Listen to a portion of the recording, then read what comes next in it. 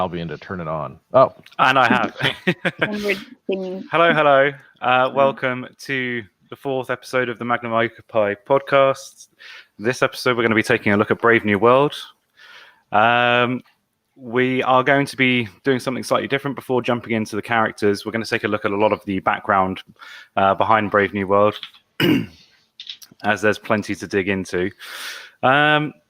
So, first things first, what do people make of it? Does someone want to give us a brief introduction to it before we have any discussions?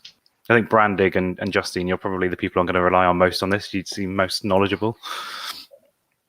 Brandig, would you like to? I'll give it a shot. This is Huxley's vision of a pseudo-perfect future. I don't know whether he makes any particular value judgments about the whether it's good or not, but this is the direction in which he sees the natural course of human development going. So there's basically a world society that has taken over the care and management of the human race and the earth as a whole, and has developed a planned, managed economy wherein literally from cradle to grave, not only are humans taken care of, but they are developed, designed, and tailored to fit their role within society. This is a perfect blending, at least as far as can be described in literature, of capitalism and communism, in that it is a completely and totally planned economy that still has capitalistic consumerist tendencies.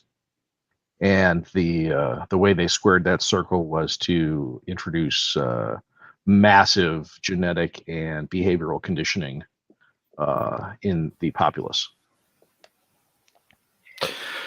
Yes, I think it's kind of fallen at a perfect time to take a look at this book. And actually, I will just introduce everyone, as we've got quite a selection of people. I'm the Albion. The person just talking was Brandig. We've also got Freelance Bishop. Hi. Quackhouse. How do? The Bloke. Hello. Mr. Lizard. Greetings from the lockdown lowlands. And Justine. Good evening. Sorry, I'm just so excited and pumped up. I just want to get stuck right in. Yeah, it's fallen at a perfect time to take a look at this book because, as you'll see when we cover some of the topics, elements of it are getting more and more close to fact than fiction. Indeed. And how much of that is intentional by Aldous Huxley, we can get into, whether or not it was written as a satire or a blueprint.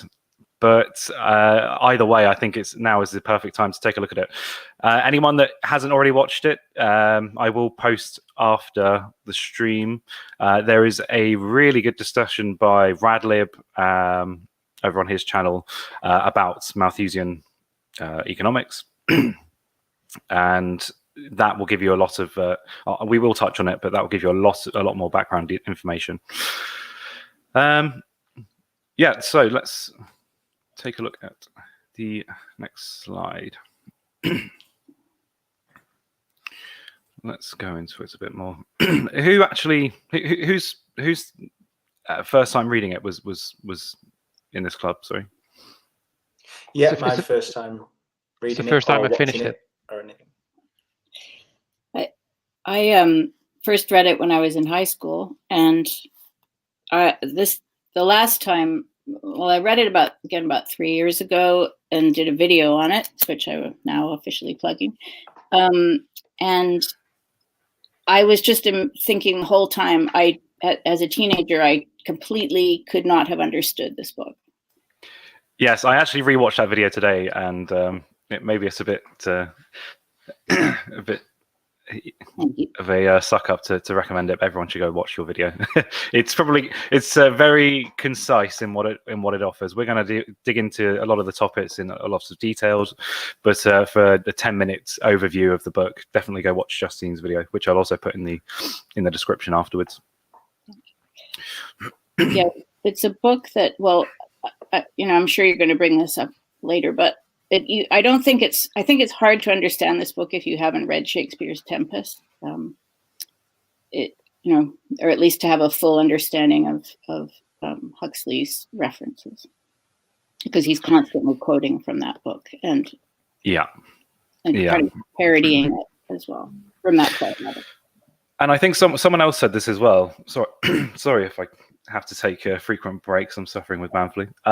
Someone else said it as well. But it's the first time that they've managed to finish the book, and I don't know why it is. But the first time I read it, I got about halfway through, and it just wasn't clicking with me. But now, upon revisiting, it's hard to put down. I think was it Freelance that said that. Yeah, the first I've tried to read it. I think about 8 years ago. And I got to the point half where they just entered the reservation, and then I was like, yeah, okay, they're seeing this old guy, and nothing much is happening. Completely missing the whole setup of the first 3 chapters, where the whole world is described, and now how horrible it is. Because at first it looks like, yeah, this is some far away science fiction-y kind of idea that we're never going to be there, but slowly time has crept up on us. For example. People don't go from the cradle to the grave because there's no cradle and there's no grave. They're grown in bottles. They're kind of put into cots, but they're not cradled by mothers. So kids are made in a factory on a conveyor belt, just like cars. And they're also mother and father are like almost pornographic. The mother is something they can't utter.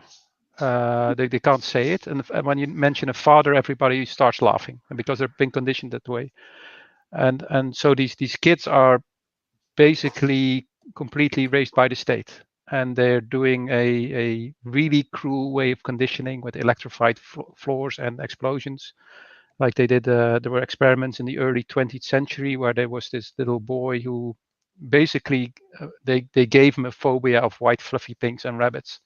And they're doing the same thing to these kids just to make them sure that they will consume things later on and will behave in a certain way. So they're basically shaped to be like a replacement part, a part of society, which has become this big design procedural thing. So there's no room anymore for any individuality. Yes. Let's put a hold on it a minute and let's go into just the behind the scenes before we get on to the rest of discussing the text. So, as I say, there was a stream that I highly recommend that went into a lot of Malthusian concepts by Radlib. But all we really need to take a look at is the basic overview of him. The basic Malthusian principle is, the concept is that, as you can see on the graph, food supply will inevitably be outgrown by human population. And so the way to ensure that this doesn't happen is by restricting population numbers.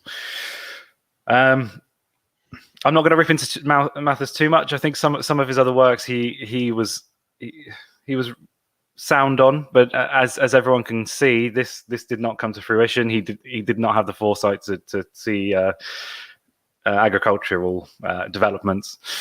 But this concept is not antiquated. It's something that has been around since before his writing, and has stuck around a long time after. Yeah. In complete fairness to Malthus, there's no way he could have foreseen the advent of chemical fertilizer. That was a massive revolution in agriculture. Well, exactly. Well, even during his lifetime, just after his book was published, he was already proven wrong. What were his conclusions about population control? Like, what measures did he endorse? Well, something similar to what we're going to take a look at next, it's like a proto-eugenicist idea that he had. But he again, I think Malthus the man, as opposed to the ideas, he seemed to be fairly reasonable on some of the concept that he was bringing up. But if the conclusion that he was drawing was accurate, and obviously there's no reason to disbelieve that he thought that they were accurate, he wasn't coming out with anything that was beyond the pale. Mm-hmm. It's more other people who take his work who do propose things which would be considered that. Yeah. Yeah, he was relatively reasonable, and from what I could see, for the most part, he himself was not expecting state oversight on the level that people took his ideas to when it comes to population control. Is he just making a prediction and saying we have a problem here? Is that how you see it? Yes, yeah, but I think some of the conclusions he came to, compared to the people that took his ideas and ran with it, he was far more reasonable. One of the people that actually disputed it and put the argument against it rather succinctly was Marx, who basically argued that both human population and food supply are contingent on development. They are going to balance out all the time, and he put it in a very succinct way. And I think again, it's just when you're looking back at some of the older thinkers, it's easy to pigeonhole some people, but a lot of the time they will have some ideas that can be can be reasonable. With Malthus, when we hear the phrase or the term Malthusian, we think of like some grisly population control efforts usually, mm-hmm. But you're saying that wasn't necessarily his. No, I don't think so. Not from what I've seen. The man himself, he seemed fairly reasonable, and a lot of what spurred his writing was actually in an ideas battle against William Godwin, who of course we took a look at when we covered Frankenstein, mm-hmm. Because all of William Godwin's writings were so utopian, and the idea was that we would break the shackles of humanity and have a lustless and immortal population of these godlike men. Yeah. Malthus was reading it, and it was in conversation with Malthus's father, who was a follower of William Godwin, that Malthus proposed his idea. So he was coming from a constrained vision of humanity. He was arguing against utopianism, which is ironic when you see what happened to his ideas. Anyway, the only other thing to mention about Malthus is we're not just making links for the sake of it. It's very explicit in Brave New World that the ideas being used in this society are heavily influenced by Malthus. You have several of their cultural items named after it. They've got the Malthusian belt, which is their mm-hmm. contraceptive belt, and some of the music is named after him as well. So it's not being subtle with the influences. Yeah, he's definitely one of the heroes. Now, moving on from that, we have Julian Huxley. So this was Aldous Huxley's brother. He has Aldous Huxley. His whole lineage it has been embedded in anthropology and in biology. His grandfather, sorry, T.H. Huxley, or Darwin's bulldog, was an avid defender of the theory of evolution, and it's kind of passed down the line. It was expected of both the brothers that they would go into these fields. Funnily enough, T.H. Huxley was also the person that coined the term agnostic, which, again, there's just this family line seems to be very heavily involved in ideas that we see coming out now. Justine, I think you know a bit about Julian Huxley as well from your video. If you could just go into it a little bit, just whilst I grab a drink, because I think I'm dying a little bit here. Well, actually, I can't say I know a whole lot about Huxley, but I do know that eugenics is one of the driving ideas, especially between the wars, right? Now I wonder, because it was published in 1932, whether, like, you know, when we think of eugenics today, we usually kind of associate that with Nazis, but it was a very widely held idea in the UK as in other sort of developed countries as well. You know, the notion that we should have, as in the picture, healthy stock, and we should weed out the unhealthy genes, and even if that meant forcibly fixing people. Yes, yeah. Like you say, there's a concept nowadays that eugenics as a concept was shunned after World War II because people saw how it was used and rejected it. This just isn't true. Yeah. And Julian Huxley was a founding member of UNESCO, which is the United Nations Educational, Scientific and Cultural Organization. So it's basically a think tank for the UN. And not only him, but many of the founding members were explicitly into eugenics. And let me just bring up, I had a list of their goals that were put out in the 50s. Just bear with me. The term dysgenic. You know, eugenic, like good, you know, good genesis. Dysgenic. It's similar to the way utopia and dystopia is constructed, isn't it? Yeah. So obviously, I'm going on the assumption that people know it, but if anyone that doesn't know, eugenics is just the idea of trying to improve the human gene pool through top-down measures, which let me just bring it up. I've got it here. So. Huxley argued that to ensure the human gene pool was improved, he was arguing for the prohibition of marriage of the unfit, sterilization of the unfit, and the mentally defective to cease having children or forcibly castrated. An abundance of contraception, and an amendment to tax law which disincentivized excessive reproduction. Margaret Sanger was one of his acolytes. Yeah, something the great abortion lady, right? But they try to play down this side of her, especially the fact that she seemed to particularly want to do that for Black people, right? Mm-hmm. Yeah, well, I've not got the. Sorry, you carry on, Brandig. But I was just going to say one of this was one of the core defining characteristics of the intelligentsia at the time.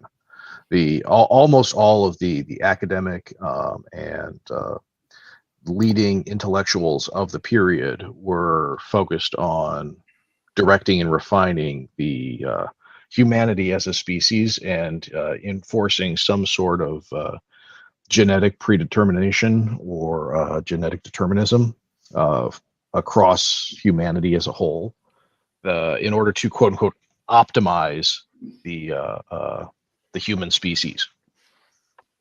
Yes, this was not a rare idea. This was held by the vast majority of early 20th century thinkers. And now it's attributed to the Nazis, right? But it was widely held. I think yeah, exactly. I mean, as we'll see, thinkers from every circle, you know, H.G. Wells, Arthur Conan Doyle, George Bernard Shaw, you know, writers of all different stripes, you could pluck any out of any field if they were around in the early 20th century, particularly the 20s.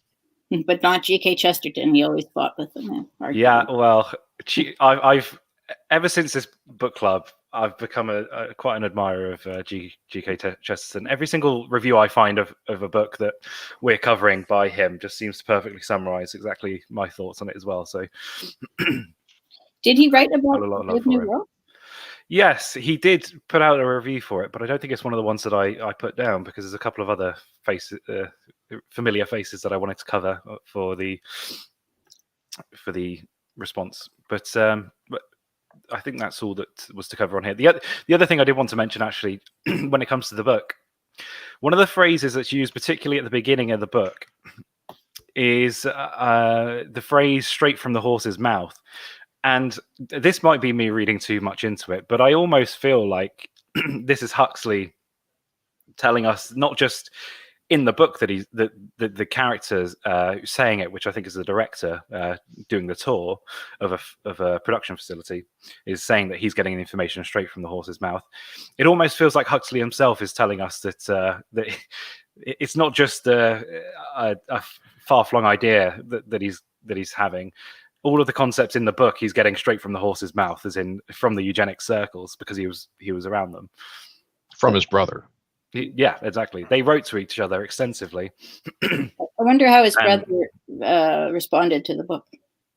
Yeah, I couldn't find that. I'm sure there's information on it somewhere, but Aldous Huxley was a eugenicist, but I think he wasn't a eugenicist in the same way. I don't think total state control on reproduction was his goal, but he definitely wanted to basically preserve the European livestock and extend its lifespan and make sure it remains strong.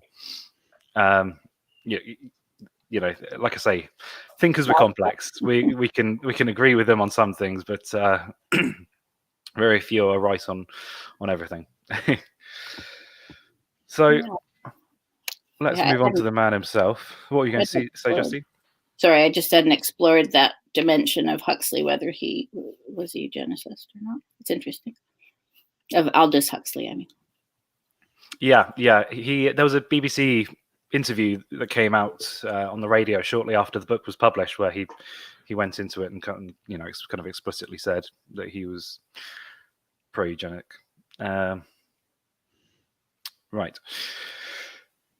This tagline is from one of his other books, but I think it sums up Brave New World fairly well.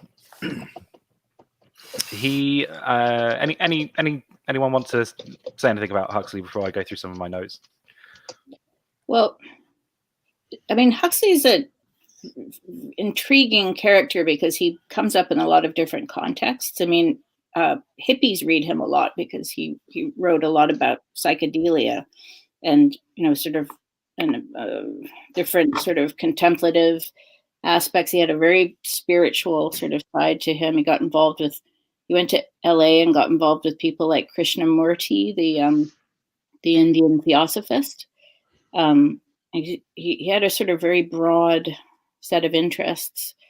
Doors of Perception is one of his books about psychedelia. Yeah, and the band The Doors are named after the book. Right, yes. And he died on the same day as JFK. And C.S. Lewis. Oh. Yeah, very unfortunate day. I had it down somewhere, but yeah.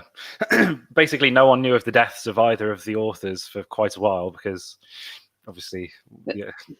That happened with Mother Teresa because she died on the same day as Lady Diana.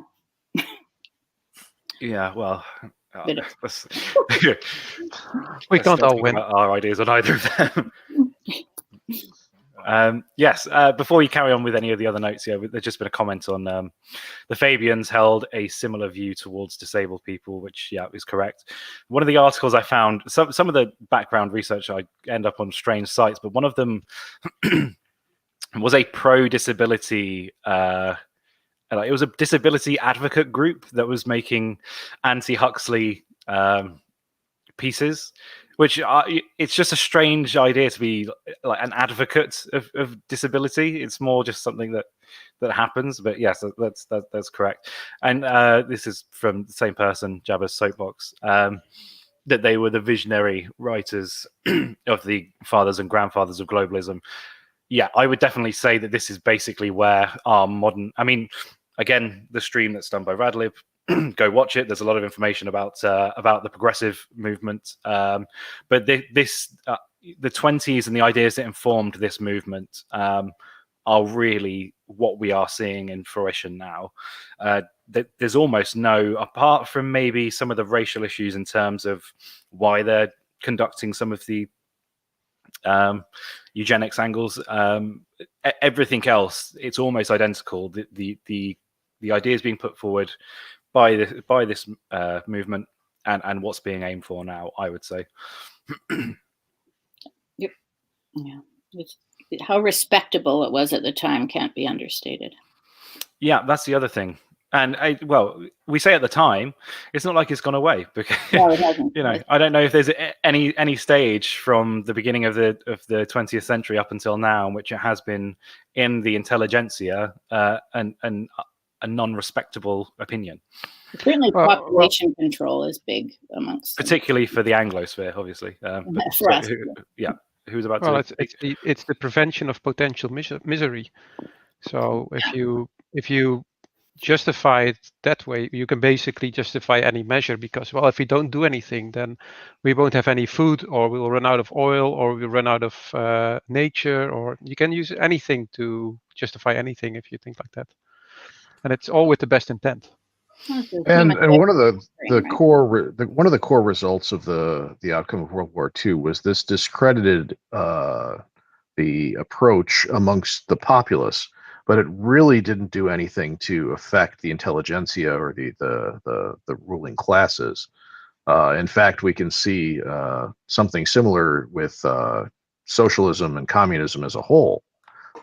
Again, we had the outcome and the result of the end of the conclusion of the Cold War with the dissolution of USSR, but that had no effect on the leading lights of the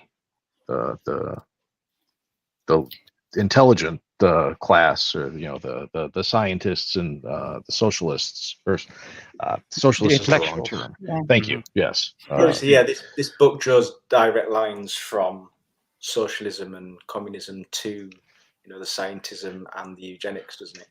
Mm-hmm. Right, and the Nazis served to condemn the practice to the general public, but that was primarily as a result of the propaganda of the time being against Nazis. And didn't they have I can't remember the word for it, but it basically means useless eaters, isn't it? That's what the Nazis said. Yeah, I don't know. I was just going to say as well, Aldous Huxley is a prime example of how they are more than happy to take ideas from a thinker that doesn't agree with them on everything and strip away any of the any other context, and basically just pluck out the idea that suits them and use that as benefit. Because as Justine said, the hippie movement, the counterculture movement of the 60s were big into Huxley, purely because of his drug usage.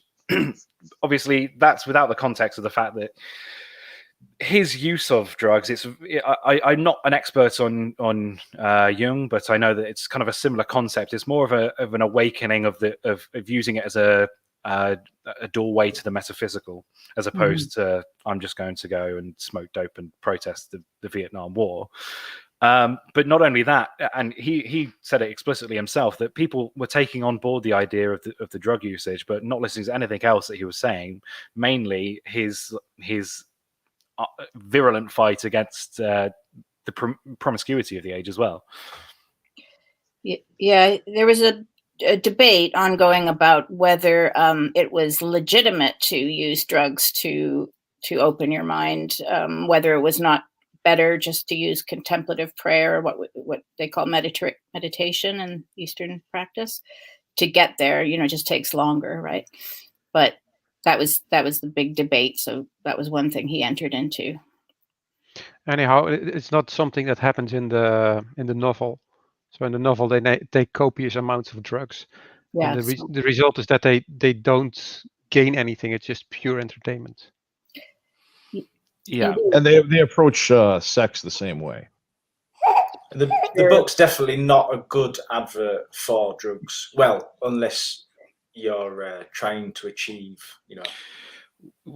Yeah, this is why Soma is such an interesting concept, because it can be used as an anti-drug sentiment. But from the perspective of Huxley, it's very much more an anti-mindless consumption sentiment.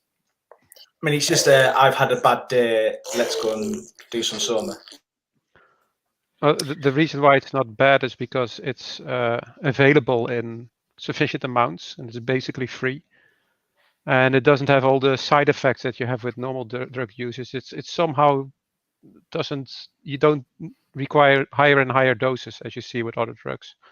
Yeah, you In don't. a lot of ways, it's a Deus ex machina. Yeah. And the society is basically arranged around Soma, isn't it? I mean, without the Soma, there's a good argument that the society would collapse relatively quickly. Yes, but it doubles up as more than a drug. It's also, I view it as having elements of being the opiates of the masses in more ways than just the drug. It's also the religiosity of the what could pass as religiosity of the current culture as well. Isn't there a specific line? Soma has like all the benefits of Christianity and alcohol with none of the bad. Yeah, with none of the bloodshed or none of the cost or something like that. Yeah, there is a quote, explicitly saying that. Okay. Certainly, I mean, I want to, back up the idea that sex here is just a toy, right? It's just purely divided from contraception divides sex from, and then just the removal of biological reproduction makes sex a complete hedonistic thing. Yeah, purely. I mean, and I don't think anyone would really argue that we're not kind of halfway there. Well, one of the core components of Soma and sex and all of the religious trappings that they have in Brave New World is the divorce of actions from consequences. The society is really designed to buffer the individual from any potential negative consequences of their actions. As long as they are in line with the rest of society. Right. Yeah, the sex is not supposed to bond you together. It's not supposed to have emotional consequences, which is one of the like why Bernard is kind of a bit of a problematic character, I suppose. Mm-hmm. He seems to be wanting to fall in love. Well, that's until he actually gets the merest amount of social status, and then he instantly dishes that. But we can definitely debate Bernard as a character in terms of how much I respect him. Just to finish up on Huxley. One of the very interesting things I found out about him is how close he and D.H. Lawrence were. Again, another controversial and multifaceted writer. I still don't quite know where I put him on anything, really. And I don't know if he did. And I think that's part of the appeal. And I think that comes through to Huxley. I think a lot of Huxley, you can see this. You can see that he came from a lineage that had this eugenic, progressive kind of mindset, but he seemed to have fallen off the wagon a bit, and I think that's why he's such an interesting figure to this day. Yeah. Final little bit of trivia I've got about him is that he actually put forward a screenplay of Alice in Wonderland to Disney, but apparently Walt Disney could only understand every third word of the screenplay, so it was far too wordy for him to actually make into a film. So that's why it was rejected. But apparently the Caterpillar is based on Huxley. His time in Hollywood is very interesting. It's one of those comical sort of, import a very cultured writer into Hollywood and see what happens. Right? Yeah, I mean it could be a comedy. You can imagine this very contemplative English to do author going into Hollywood in the most, well, I say the most, maybe aside from now, the most like hedonistic. He was in California in the 40s, working in films. Like, you can see why he kind of went down a rabbit hole of drugs, but he definitely came out of it with a different perspective than most. There are a lot of funny stories. And one more actually is his connection to George Orwell. Okay. Obviously, comparisons with 1984 will come up. I want to keep them to a minimum because I think there's so much that we could go into it that it's worthy of its own discussion. But he taught George Orwell French, and they wrote to each other quite extensively as well.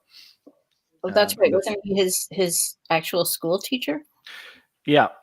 At Eton, he one of the he was a school teacher at Eton. That's fascinating. I think it was 20 years ago that I first read a very good article in First Things, saying that Brave New World is the real like prophetic book, not 1984. Yeah, I used to think it was 1984, but upon this most recent reading, I think I've been swung. Well, But then every time you pick up the books, I think that it's very easily swap between the two.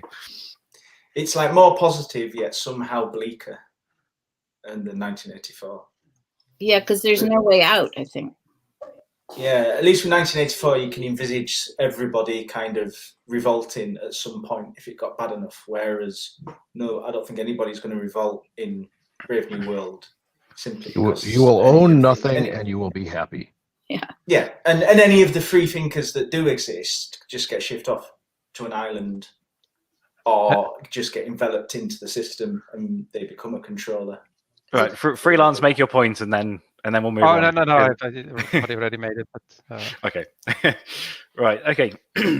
The final little bit of background, the follow-up to the book that we'll look at is the legacy that left behind. So it's very interesting because there's not been much in the culture aside from the title itself being used, which obviously it originally came from Shakespeare, so it wasn't even original to the book. But the way we use it is obviously influenced by the book now. And maybe the term Soma. Other than that, it's not really had a massive cultural impact in terms of explicit reference, but I do think it informed a lot of later utopian writing. Yeah. In my experience, Brave New World is one of those dystopian novels that really flew under the radar for a lot of years. Yes, yeah. I mean, we will look at the critical response to it, and obviously, in some areas, it was banned, so that would explain why it took a little while to get into the culture. But I don't. It doesn't seem to. I don't know. It seemed to have been read by the intelligentsia, and everyone else just kind of skipped over it, which is perhaps the greatest irony of them all. well, manuals are boring to read. I mean, maybe if it's influenced anybody, it's influenced society. Not at like a cultural level, but an actual like planning and destination level. Yeah, it was. I don't think that Huxley wrote it as a roadmap, but it's certainly been viewed that way by some people. Yes, one of the quotes. I mean, the book that I've got has a fantastic has a fantastic little like a foreword written by someone in the 90s, and they describe Huxley as not knowing whether or not it's going to be a blueprint, a prophecy, or a satire. And I still, I don't know if he ever made his mind up on whether or not which of those was most accurate. And I think that the conversation at the very end between the Savage and Mustafa is probably an internal dialogue with himself as well. It is very exposition rich. He basically gives away the whole plot and explains everything, so that there's very little mystery about the world when you finish the book. Most of the things are explained why they are the way they are. Yes, and we also get an insight into that because he followed it up with I think it was 25 or so years later, Brave New World Revisited, which it basically confirms his thinking on it. It's like a field manual on how to read Brave New World from his perspective, looking back. I haven't read that. Did you read it? I've got it up as a PDF, and I flicked through it, and yeah, it was informative. But again, Every single time I read something by Huxley, it could be worthy of its own discussion because there's so much to dig into when it comes to construction of society. So I didn't want to go into it too much, but maybe another time we'll look at it. Right. The writing technique is so interesting because you have these people sort of repeating their conditioning constantly, and lines from Shakespeare written in there, and then more sort of nursery quote nursery rhymes unquote, and they're just constantly being cited. I'm pretty sure young people would be puzzled. Yeah, it's some of the most effective repetition in a book I've ever seen because it's not being repeated for no reason. It's not just being repeated for emphasis. It's being repeated because they are conditioned to repeat it. Yeah, orgy, porgy, pudding in pie. Well, I mean that goes to the how well structured the society is, and by extension the novel, because it's basically the first 3 chapters are the Chekhov's gun for the rest of the book.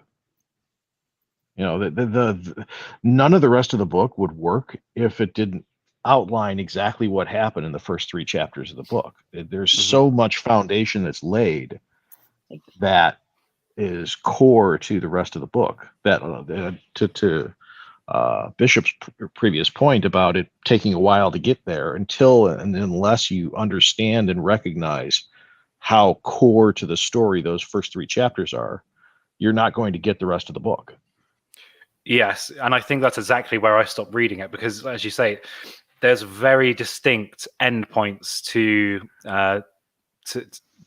the writing style in terms of the first 3 chapters or so are almost an instruction manual, and then you have the story proper from the perspective of Bernard, and then you have the story proper also from the perspective of Bernard, but when John gets involved, that it completely changes the dynamic as well. There's very hard points of the story where you can put definite endings to it. So, before we take a look at the characters, we're going to take a look at the world itself. So, where else can we start other than our Lord Ford? I actually figured it out. We are currently in, where is it? The year of our Ford, 113. So the book is set in the year 632 after the first manufacturing of the Model T. The reason this is used as their starting point is that's when the Model T was the first manufactured car purely on a factory line. So it's changing the dynamic of using Christ as our pinpoint of when we can trace time to using Ford, and it shows the definite change in culture to be the production line mentality. And of course, progressives now say current era rather than Anno Domini. Anno Domini, yeah. Yeah. The choice for Ford has more than one reason. Ford himself, he's credited for making the first production line and producing cars which are all identical. But he also viewed that his employees, who at the time you didn't have a lot of high-skilled workers, he also had to train them. So he also built villages and shops and schools for his employees. And basically, they should make kids, which would be the future employees of his factory. So he basically started to see his employees as parts of his factory, which he should produce, which is mirrored in the book. And he also paid his employees very well at the time, so they were sufficiently wealthy to actually be able to spend on frivolities, which, of course, since they lived in company towns, had company stores, and he was able to sell things and profit off of them from that too. So he was a good employer then. Oh, he was an excellent employer, and one of the core tenets, if I remember correctly, was he wanted his employees to be able to afford the cars they were building. Which was something new at the time, because before that, when you made a car, it was like building a carriage, which were all custom made, and only rich people could afford nice carriages. So this was a kind of a revolutionary idea. Yes, and I think it was Huxley was inspired a lot by his travels in America, because a lot of the book is his pessimism towards the Amerification of the world, and how the global hegemon had been taken from Britain and moved to America. Luckily, that never happened. And one of his, I think it was his last journey before moving there, he came across Ford's autobiography or book, I don't remember which, and flicked through it and basically found it was an exact representation of everything that he saw in America that was the issue. So there's a line: "It might make them lose their faith in happiness as the sovereign God." Just seemed to be a reference to the Declaration of Independence.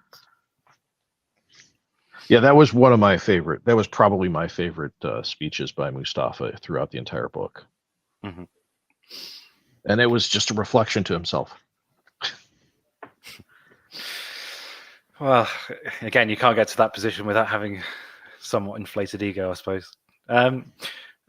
Which, speaking of, one of the aspects that I love the most in the book, because it's so simple but so clever, is that they cut the tops off of crosses to turn them into T's as a way of worship towards the Model T. And they also do it with a signing when they invoke His Lordship, Ford. They also make a T across the chest instead of a cross. Yeah, there's something really sinister Horribly efficient about not only are you like blaspheming in the worst way possible by converting your current idol into something else. It's like darkly comical as well. Well, it's efficient. Yeah, yes, and in the more practical sense, if you're looking at it purely materialistically, well, you've got a cross. So if I want to turn it into a T, why would I erect a new one? It also co-opts the existing belief system into a new one, which has happened before. I'm looking at you, Christmas tree. So why have I got Freud there as well? It's not just Ford. Freud is interchangeable in this world with Ford, viewed as being the same person. And just to make it clear, he's not viewed as being a god per se, but just like a semi-deity for being the creator of this mass production culture. He's a saint. He has become the ideal man to which everybody should aspire. Mm-hmm. If he was like that in real life, it's something different, but that's how he is in that world. Yeah, he was a bit of an Ubermensch. Now, does Freud get this kind of attribution because of the use of the unconscious in programming? There is a speech by the world controller, a speech where he's talking, and he just switches from Ford to Freud as if they are the same person. So then, and you also see the influence of Freud in the way that the sexuality is treated. So Freud believed that man's frustration came from repressed sexual impulses. So the way to deal with that was to liberate them, to make sex really normal, and that's why they have this extreme sex education for kids, where they have erotic play and hunt a zipper and all these other kind of things that make you frown. But it's seen as completely normal. It's seen as something good, something kids should do. Well, it was the core focus of that, to my understanding, is it's preparing children for puberty before puberty, so that when they go through puberty, it is, normalized. Yeah. And you see at one point, you see some kid, he doesn't want to do it, and he's actually reprimanded for it and seen as like deviant. And, well, it's also rushing. The quicker you get to where you're hoping to get them to, that it's a perpetual adolescent society that no one ever grows up. So you don't want them to have any kind of any kind of blocks in which they can view progression in terms of maturity. Yeah. You don't want them to have any kind of milestones of maturity in their life. So the quicker you get to the sexual play, that is just a constant in their life from then on. And again, it's just a perpetual element to keep them subservient to you. Well, it's normalization and desensitization, which is, Mhm. classic psychological conditioning methods that are used successfully today to deal with, aversion and psychosis. Mhm. It's not even that it's right or wrong. Like when Lennon is having the conversation with a friend at the lockers, she's basically implying that it's the moral good to do. He's sleeping with as many men as she possibly can, and that sleeping with only one would actually be immoral. It's just selfish. Yeah. Yeah. Well, everyone belongs to everyone else. Yes.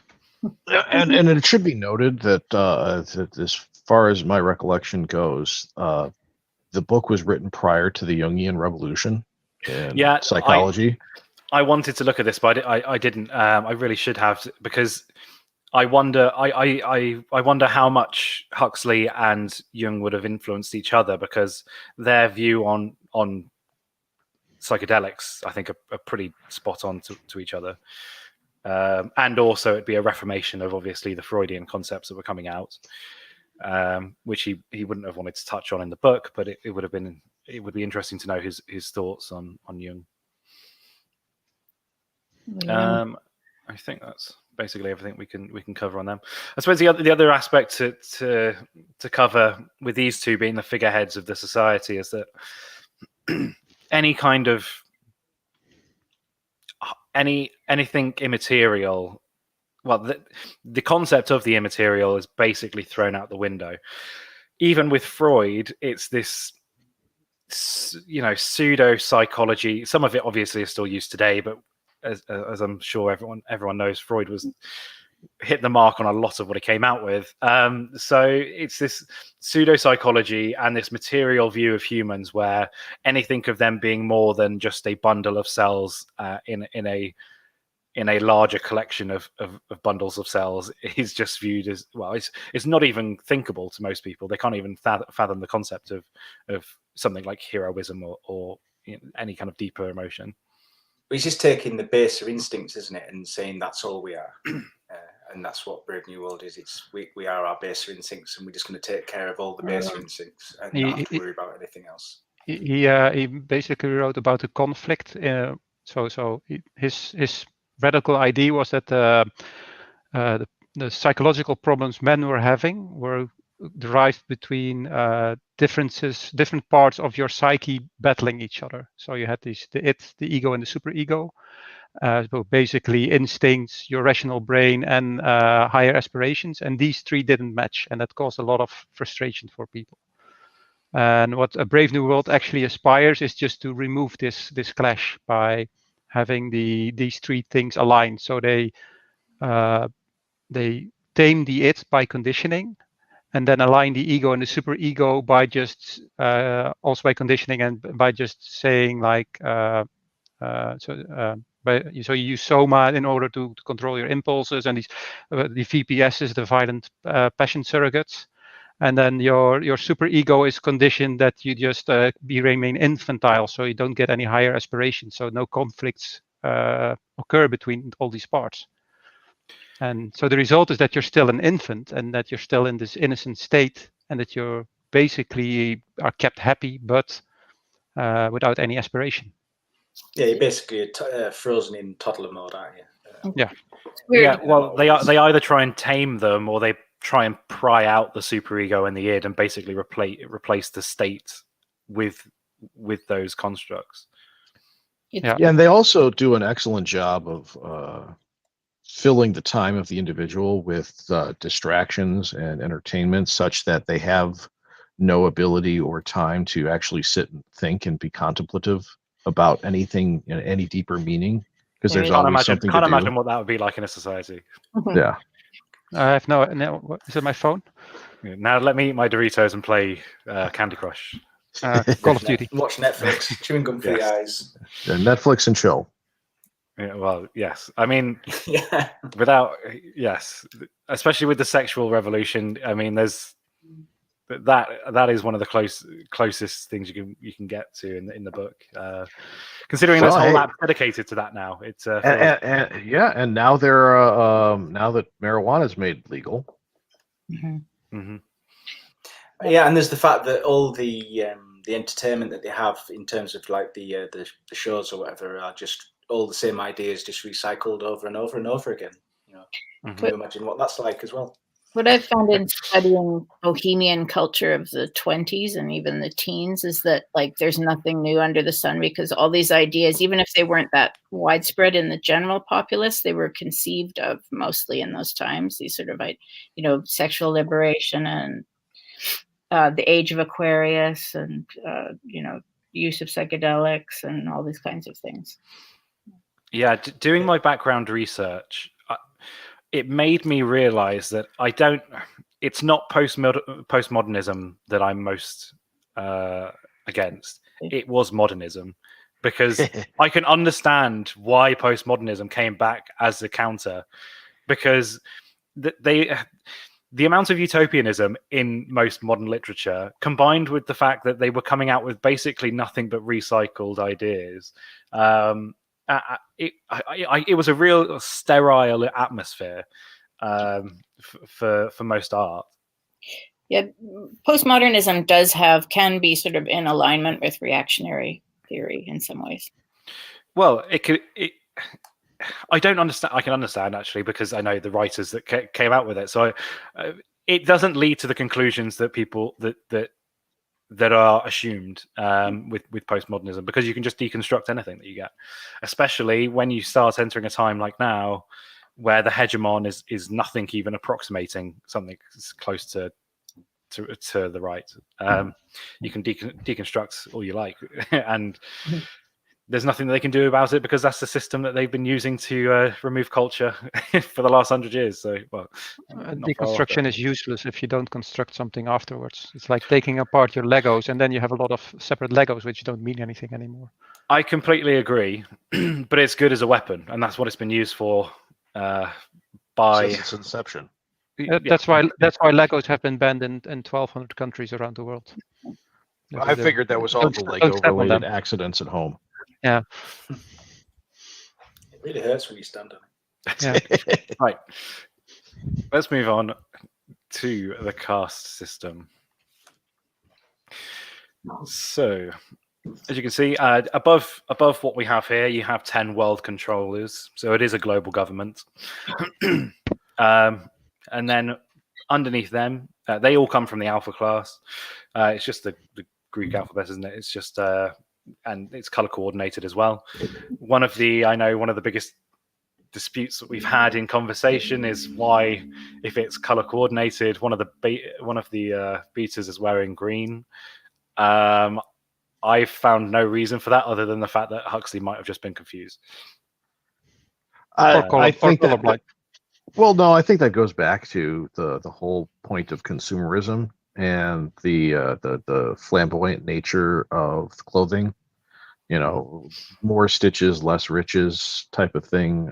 In fact, there was a scene within the book where Lenina was talking to one of the other betas, and she was receiving compliments on her clothing. Mm-hmm. So there's certainly a lot of consume, and in order for people to consume, you have to provide them choices and options, and colors is one of the basic choices and options available. So yeah. So aside from Lelina wearing green when she's a beta, the system should go that the alphas are in grey, betas are in. I'll alternate between beta and beta. Are in purple. Gammas are in green. Deltas are in khaki. And the epsilons, or the semi-morons, which is a term that we should definitely bring back, are in black. Now. Who are you calling a semi-moron? Well, present company excluded. It's just I think I'm a full moron. Thank you. There are some people that during conversation you could definitely very appropriately use the term semi-moron to describe them. Middle brow or something. It's important that this hierarchy is created in the lab, right? Like it's, we have natural human hierarchies that emerge, but this one is made. It's probably the result of a lot of scientific experimentation. and they They determine that. deliberately sabotage, don't they? They deliberately sabotage the. And they have a whole procedure and a whole assembly line for creating humans. And if you want to have different humans, you just with a spanner you change the speed by which they go through this assembly line. You add a little more alcohol to the blood circuit. You add a bit more gamma rays. You spin them around a couple of times, and you get different humans. So they're really assembled on an assembly line.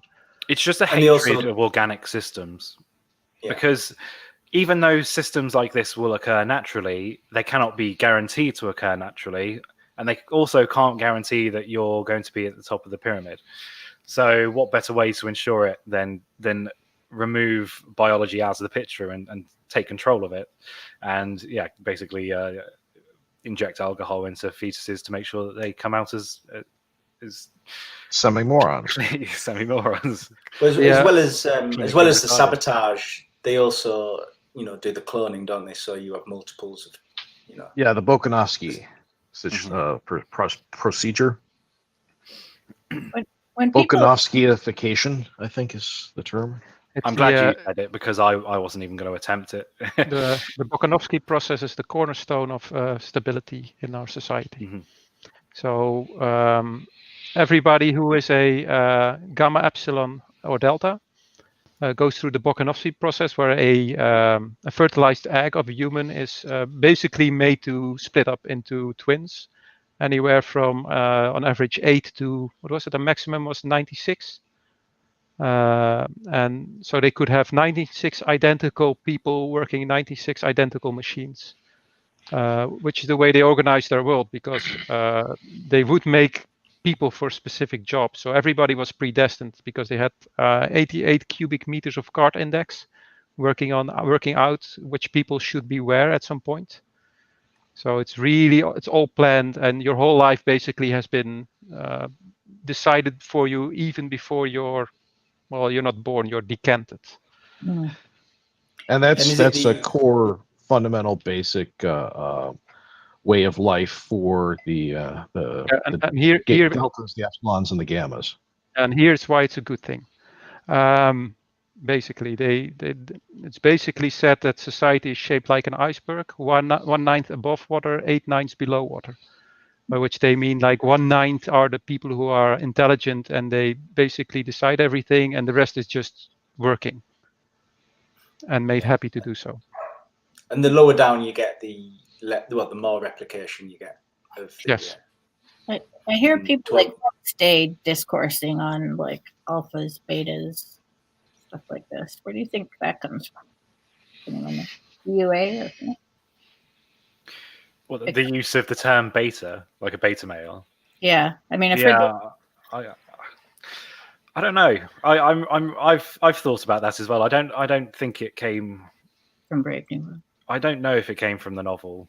Is it a biological concept? Are monkeys classified? You often hear about it for describing groups of animals, don't you? Like that's probably alpha male tiger and things, or lion. Yeah.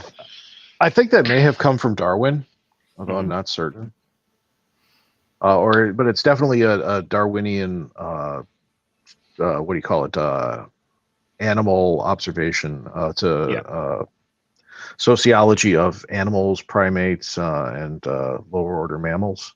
Because you anywhere you see animals breaking into castes or groups, they generally designate them based upon Greek alphabet. So you've got the alphas, the betas, etc. So it would just make sense that a human society built around those parameters would use the same naming conventions. Mm-hmm. And if Huxley was familiar with Darwin, which obviously he was, maybe just pick that up from there. But I don't know about Box Day, but yeah, I would imagine that is where he got it from, because it just again contributes to humans being nothing more than just another species to observe and to control, and nothing beyond that. There's also a consistent number. This is why I wanted to bring up eugenics and Malthus. That I think it's 2 million people. It's just a constant number that they maintain the same amount of people across the world. with only 10,000 surnames, because obviously of the mass production of the lower orders. So you can see Huxley coming from this kind of environment where these ideas are floating about and using them in this novel. It does make me really wonder what people that were supporters of this idea did with it. And it's just the idea of reading this and looking at it and thinking, oh, that's great. Yeah, why? Let's go for it. It's one of the things that it genuinely gives me shivers thinking that someone reads this as a manual. You must imagine that inside of their head, it's like, oh my God, we're all going to die because we run out of food. So how do we solve this problem? And then somebody comes with, yeah, you have this luxury oppressive system where everybody's happy, and you go like, well, maybe not the worst thing. I mean, it's better than dying. Luxury oppression. Yeah. You have young students who read this book nowadays, before, but they do tend to say, like, why is this a dystopia? Someone's typing.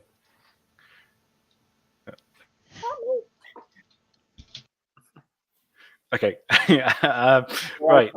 Were you finishing off, Justine? It's widely cited by profs these days that young people who read this book often cannot understand why it's considered a dystopia. Because you're flying around, and you're flying around with your jetpack or whatever, and your contraceptions and if there was going to be a black pill on anything, pretty about that hurt. Yeah, and you can have sex with anyone you want. There's Wow. free, I mean, there's nothing. There's no downside to this, at least as far as the modern, system goes. Tells you it's with modern sensibilities, right? Which is horrible. I mean, in terms of the caste system, it's quite similar. In terms of, the Indian system where the women can sleep upwards, but the men can't, and that kind of thing as well.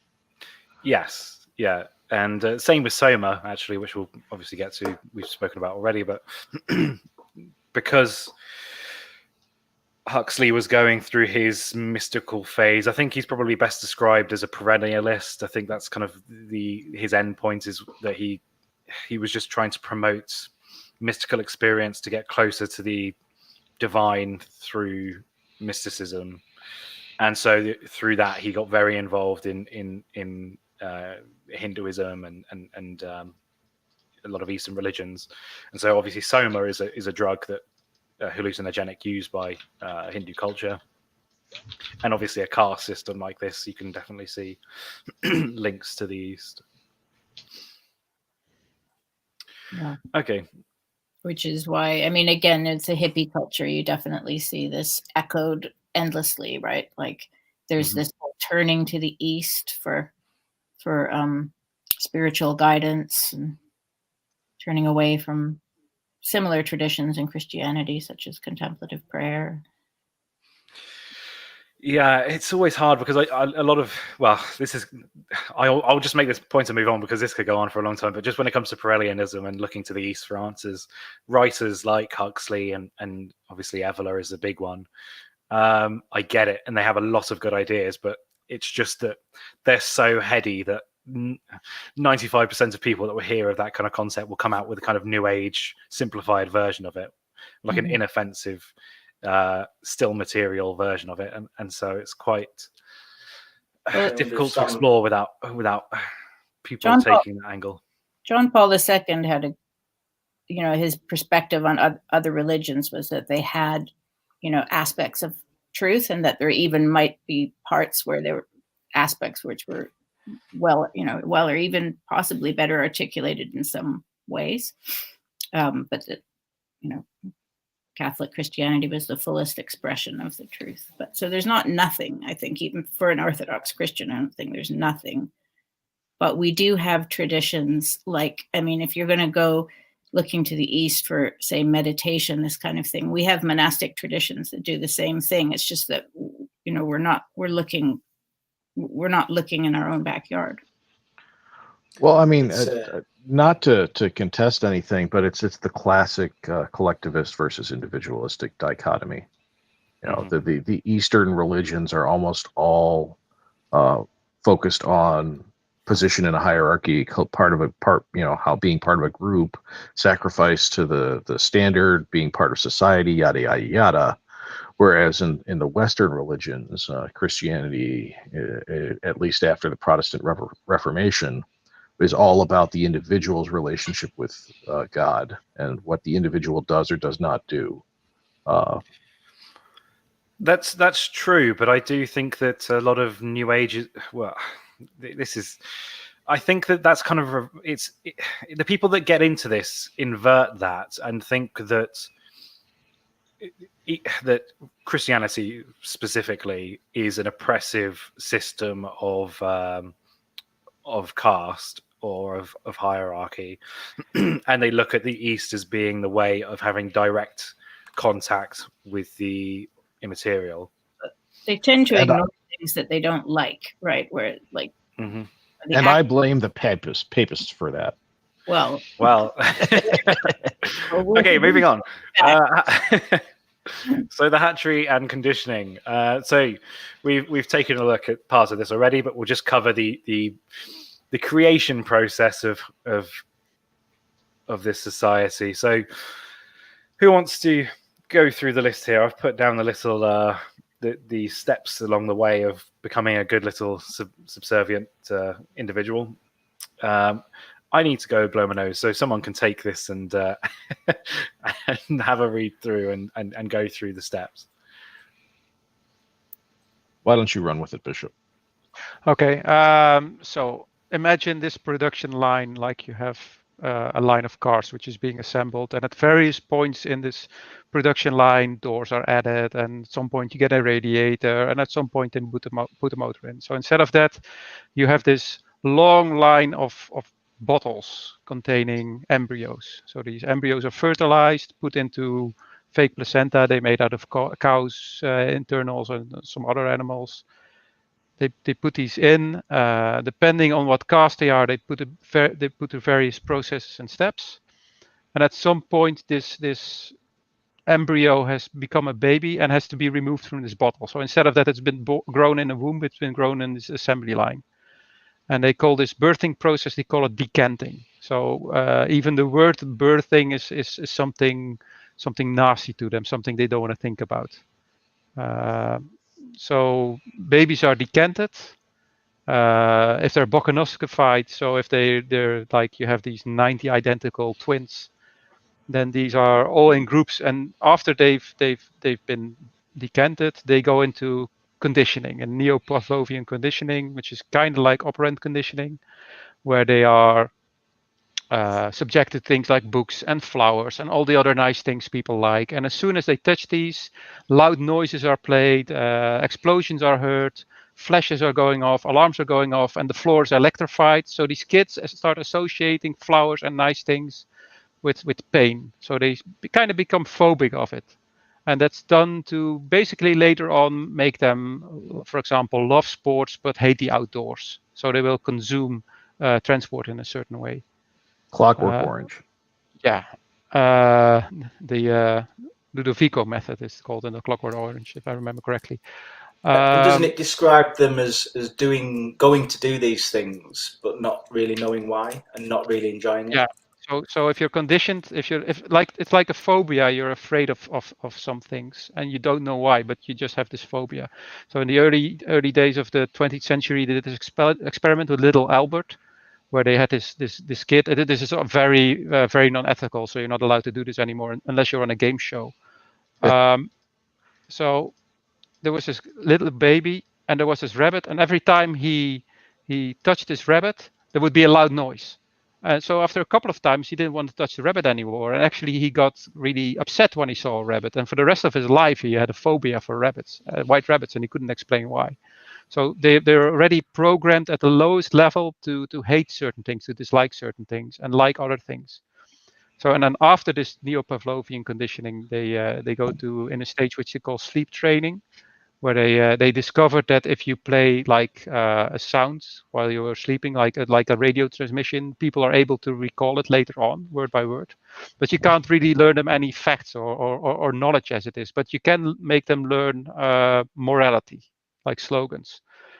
And this is very much like the kind of slogans we have for commercials. So I don't know too many English ones, but there are a lot of Dutch ones where you just say something and immediately everybody knows what you're talking about and what kind of product and things like that. So it's like really low programs. And so things like about Soma, a gram a day, a gram is better than a damn. So slogans like that are put into their mind and they're continually conditioned for years and years in their sleep.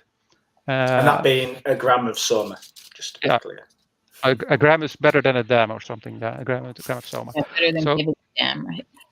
Yeah. So all these pieces of morality, which they just have in their head, which they automatically recite, in some cases, is just put into their head. So. And that's done with sleep training. So this combination between, like they do some selection on genetics, but it's not emphasized a lot. They do say that some races are more suited for some climates. But while they really, for example, if they need people to work in a furnace or near a furnace, they do as when they are an embryo, they put them into under heat lamps and add sugar, so that's nice. And then when it's cold, they kind of torture the embryo, so they start hating the cold and loving the heat. So they make them really suitable to work in these conditions. Or they turn the baby upside down and they do the same thing, so they're able to fix rockets while in flight, which is like something ludicrous nowadays, but apparently it's something that is done in this society. And that's basically the whole hatchery and conditioning process. Yeah, the sleep training in the book is called hypnopadia, and it's like hypnotic conditioning while they're asleep, subliminal conditioning, that sort of thing. And one of the core components of that is a desire and a happiness that they are whatever caste it is that they are. So they're taught over thousands of repetitions that I'm a beta, so I'm happy I'm a beta. I'm so much better than the the epsilons, the gammas, and the deltas, but I don't want the responsibilities of the alpha, and yada yada yada. I'm going to take that clip of Brandick saying I'm a beta, I'm happy I'm a beta. That's fine, I don't care. Again, that's also similar to I am not a beta, I am a man. Sorry, it was very well done, Freelance. I don't know if it was something that you mentioned whilst going through, but with the sleep training, they explicitly say that it's not facts that can be done through sleep training. And obviously, in this society, they wouldn't want it to be facts anyway. But it's something that resonates on an emotional level with the person. It's those catchy little jingles. So it's not. You're not going to be teaching them multiplications in sleep training. One, because it won't stick with them, and two, because they wouldn't value teaching them that anyway. Or they can't recall it. That's a problem. So you can teach. The example is about the Nile. That is the second most longest river, and then you ask them what's the second most longest river. They don't know, but if they start. The Nile is, and then they can finish that sentence without thinking about it. So that they can't actively retrieve the information like you would do with something you would learn in school. But it is there, just below the surface, and that's the same way that all this messaging in advertising works. Is sleep training true? I know as a concept, it was around then, and it's around now as well. There's videos on YouTube and things where you can learn a language in your sleep and all this kind of stuff. But The Simpsons would tell me that it's true. I imagine there's some truth to it, but not to the level that it's used in this. Maybe I'm wrong. I don't know. If it was really effective, then it probably would have been used a lot in nowadays in society, because. We have some utility. As far as I know, it actually doesn't really work. I do those language ones, but when I'm awake. So.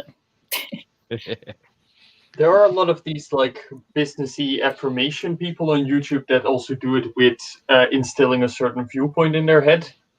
Of like, I am successful, I am great, I am whatever, that kind of stuff. I'm No good idea enough, whether it I'm works. smart enough, and gosh darn it, people like me. Good. Yeah, Some that kind of stuff. I have to But they think do believe in it, and they boogeyman. do doing that. Who's talking? Lizard, Sorry. what were you saying? Oh, I just said like people do it with these kind of mindsets. No idea whether it has any effect, but some people really believe in it that they should just have a thing playing while they sleep. But Yeah, what it's was going the to be other book? different though if you go out and seek videos where you're perpetuating that belief in your head. Then I think you're more likely to get an outcome because it's almost like a placebo effect. Whereas if it's something that you're doing with a child, I wonder how much of an influence it actually has. Self-selection bias. Yes, exactly. Okay, so that's the hatchery and conditioning covered. So the only other part of the society to really look at, which we've already spoken about, is soma. This is the most fairy tale part of the whole story, as far as I'm concerned, because it's a drug that doesn't have any side effects. It doesn't give you any hangovers. It has the effects of alcohol in low doses and the effect of LSD in very high doses. And you need to take a lot on a regular basis in order to have like for it to be fatal. So yeah, it's a bit of a mythical thing within the story. I'd say the closest actual analog would be dopamine, like straight raw dopamine. The problem is you eventually become inured to it, so you need higher and higher doses, and Yeah, that's just natural evolutionary processes. It's just that your brain needs higher and higher doses of chemicals in order to react. It's a habituation process, which doesn't seem to happen with this part. Actually, the usage, if they had used dopamine, it almost would be better, because the desensitization, if you were just shooting up straight dopamine into your system, then you'd be so desensitized to any normal amount of dopamine you could receive through normal interaction that the only way that you could have it affect you in any way would be through injection or tablets or whatever. I believe the downside of that approach is that you basically don't want to do anything anymore. They tried that with rats, and if you feed them dopamine, they don't even want to eat unless you put the food in their mouth. So they don't even want to pick it up anymore. That exactly goes back to your habituation point. As I said, the effects of the drug are essentially dopamine hits, but the problem with that being a direct delivering of dopamine is you get your desensitization, which happens really bloody fast if you're at any kind of a solidly noticeable refinement of dopamine. So the only possible argument could be genetic modification, that they've genetically engineered this into the embryos. But that is the least viable and believable part of the book. The side effect of that would be that you would get a very unmotivated. Nobody would do anything. Yeah. And because the way they've been conditioned, they've got no natural predators, so to speak, in life. So they're not capable of getting through any situation on their own merit. So, like, if they have to deal with an even remotely stressful incident, it's soma. If they know that they're going to have, like an anxiety-inducing situation, it'll be soma. Even if it's boring, they take soma, because at some point they're sitting and listening to this park ranger who's explaining them everything about the reservation they're going into. And he's a big American guy, so he keeps talking and talking and talking. That's stereotypical American from a British point of view, I guess.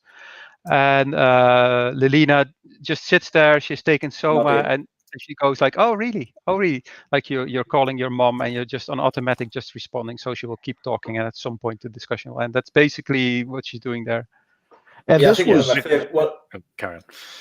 I was just going to say, this is reinforced and one of the few elements that the new Brave New World television series got right was the taking of Soma like Pez, or Tic Tacs. It's like anything unusual happens, Papa Soma, Yeah. One of my favorite lines is she's nodding along with simulated intelligence. That's something we didn't actually ask. Has anyone else seen the new TV show? I've not watched it. There were also 2 films out which I've not watched. I started one of them, but they were made for TV films and they were absolutely dreadful. Apart from having Leonard Nimoy. Yeah, I saw the trailer and gave it a miss. I watched the new Brave New World series, and it's as awful as you would expect. I couldn't bring myself to watch it. There are some areas in which it makes interesting. It does a pretty good job of describing the world and creating the setting reasonably, but the story is just garbage.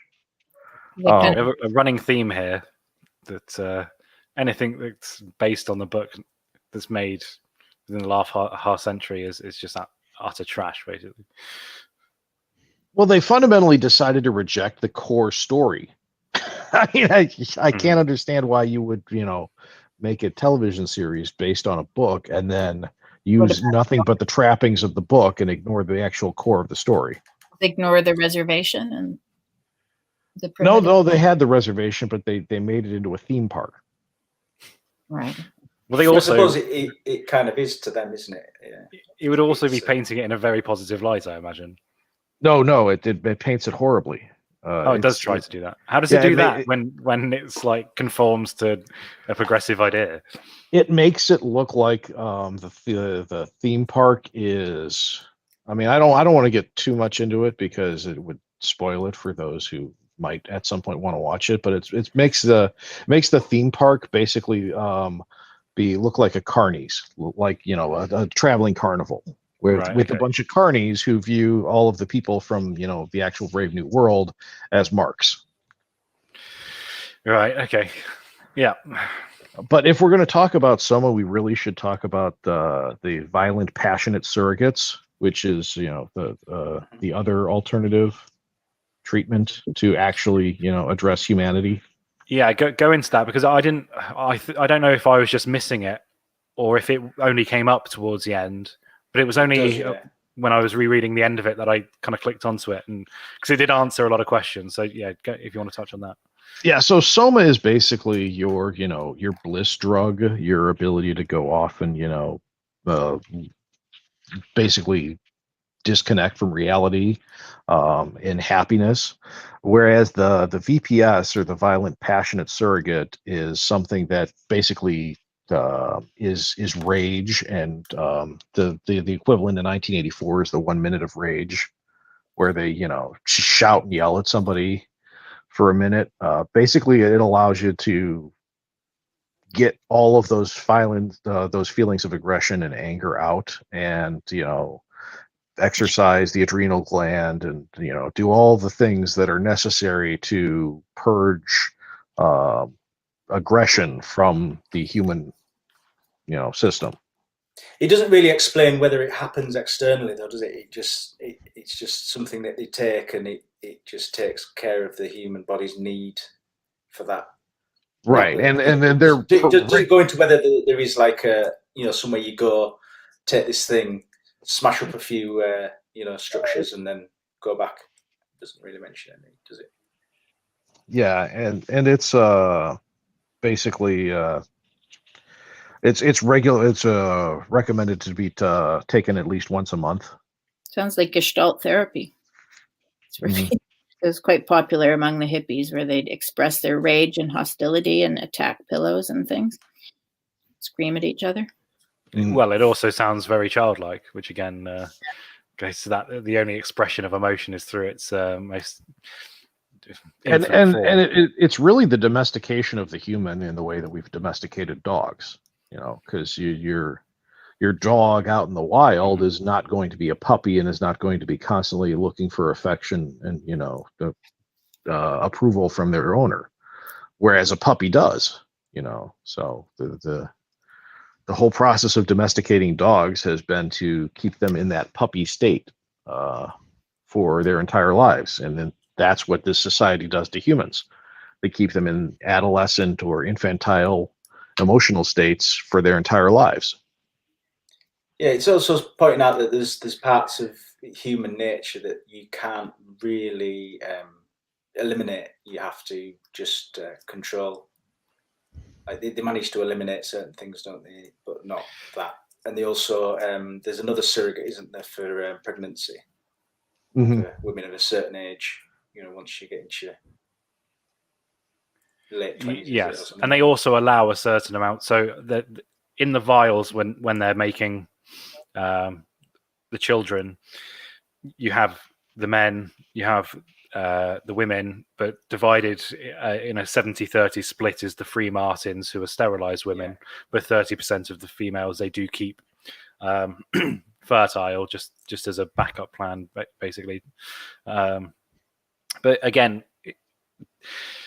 the beauty and the hideousness of the story is the fact that, you know, this isn't an endpoint. There's no even hint that this is the endpoint of this society. So, you know, I'm sure they're trying to figure out how to get rid of the need to have that once a month where you go and punch out all of your rage and to have 30% of the people remain fertile, because it's not conducive to the society. It's basically just leftovers of the humanity that they formerly had. Well, it might be my experience that if women get to a certain point in life and haven't had a child, they go a bit mental. Yes, well, it's not just in your experience; it's also in half the European leaders of today that we can see that. But yeah, carry on. They adopt a bunch of refugees. Now, if you want. No. Well, if you don't have children, then you find children, don't you? I suppose. Yes, exactly. Is the key. Yeah. Something becomes your child. Society. Rarely as healthy as having an actual child. A group of people, chickens, cats. So the other thing I wanted to look at, just whilst we were on Soma, it's not actually Soma, but just the other things that they do in their pastime, so the feelies and the saxophones and things like that. All of their pastimes, including the sports, which the names of they go into absolutely no detail of the sports, which I kind of love, because the names are it's electromagnetic golf and escalator squash. We're given no other ideas as to what that actually entails, but every single sport that comes out, or any game that comes out, it has to use the equivalent or more materials. It has to encourage more consumption than whatever came out prior to it. Basically, any recreational pastime either has to be a seek for pleasure, or it has to be a use of consumable goods. And that's why you get these slogans coming up, like "ending is better than mending," and what was the other one? More stitches, less riches. More stitches, less riches. I love the feelies, because he's just picking up on the fact that you had the movies, the talkies, and then the feelies, right? And then the smellies. I think the smellies were actually a thing. Yeah, I think they are. Well, the idea is you sit in the chair and hold on to the handle on the side of it, and it stimulates parts of the brain, I guess, to make you smell and feel. I think they mentioned the smell organ. Scent organ is the name. That's what it was. Yeah. Yeah, that's different. Isn't it? When the savage goes to the cinema, or whatever you want to call it, and he sits in the seat and he's not really getting it, and then he's taught how to hold on to the seat. He's taught how to use the 3 seashells. The reason I just wanted to bring up this element of it, number one, obviously, is just, again, another element in which any kind of metaphysical or immaterial ideas are thrown aside, and it's only to encourage consumption. The other thing is that I wanted to mention that Aldous Huxley really despised Maynard Keynes. And I think that you can see that come through with these ideas. He despised what? Keynes. That's interesting. Oh, Keynes. I'm sorry. I got the impression that you said Keynes as in the walking device. Oh, no. Maynard Keynes. Yeah, as in the man. Yeah. Yeah, I've always heard him referred to as Keynes. Oh, well, I don't know if this is my mispronunciation or not, but yeah, Keynes, the man. Yeah, the man that Is we he the love to guy? hate. Is he the guy who's part of Milton Keynes, or am I completely on the wrong track? Yes, the Keynesian founder of economics. Milton Keynes. It's the home of Superman 3. Most Four. beautiful village in Britain. No. We're getting off track. Sorry. Yeah, right. Okay. Anyway, let's actually go on to the characters. So we've managed to pick apart a lot of the society, but we'll take a look at the characters to get any more information from them. So instead of character portraits, we have the people that they're actually derived from. So Bernard Marx are our protagonist of sorts. Obviously, Marx being the most obvious, but George Bernard Shaw is where you're going to get the Bernard. Not only in the name, but also it's mentioned that George Bernard Shaw's works are one of the few literary works that are still publicly available. It's condemnation. Yeah, exactly. Condemnation through praise, I think, is pretty accurate there. But what do people think of Bernard Marx? He's the prototypical beta male. He's seen as weaker and inferior, despite the fact that he's an alpha. So he should be in the highest caste. He's actually shorter than most of them. Said that he and people are gossiping about him that there might be too much alcohol in his blood surrogate, so that he actually is not really a true alpha, and this kind of dominates his life. So he has really a big inferiority complex. He feels very much like a beta. Mm-hmm. And the inferiority complex is actually warranted, considering how he behaves throughout the rest of the book.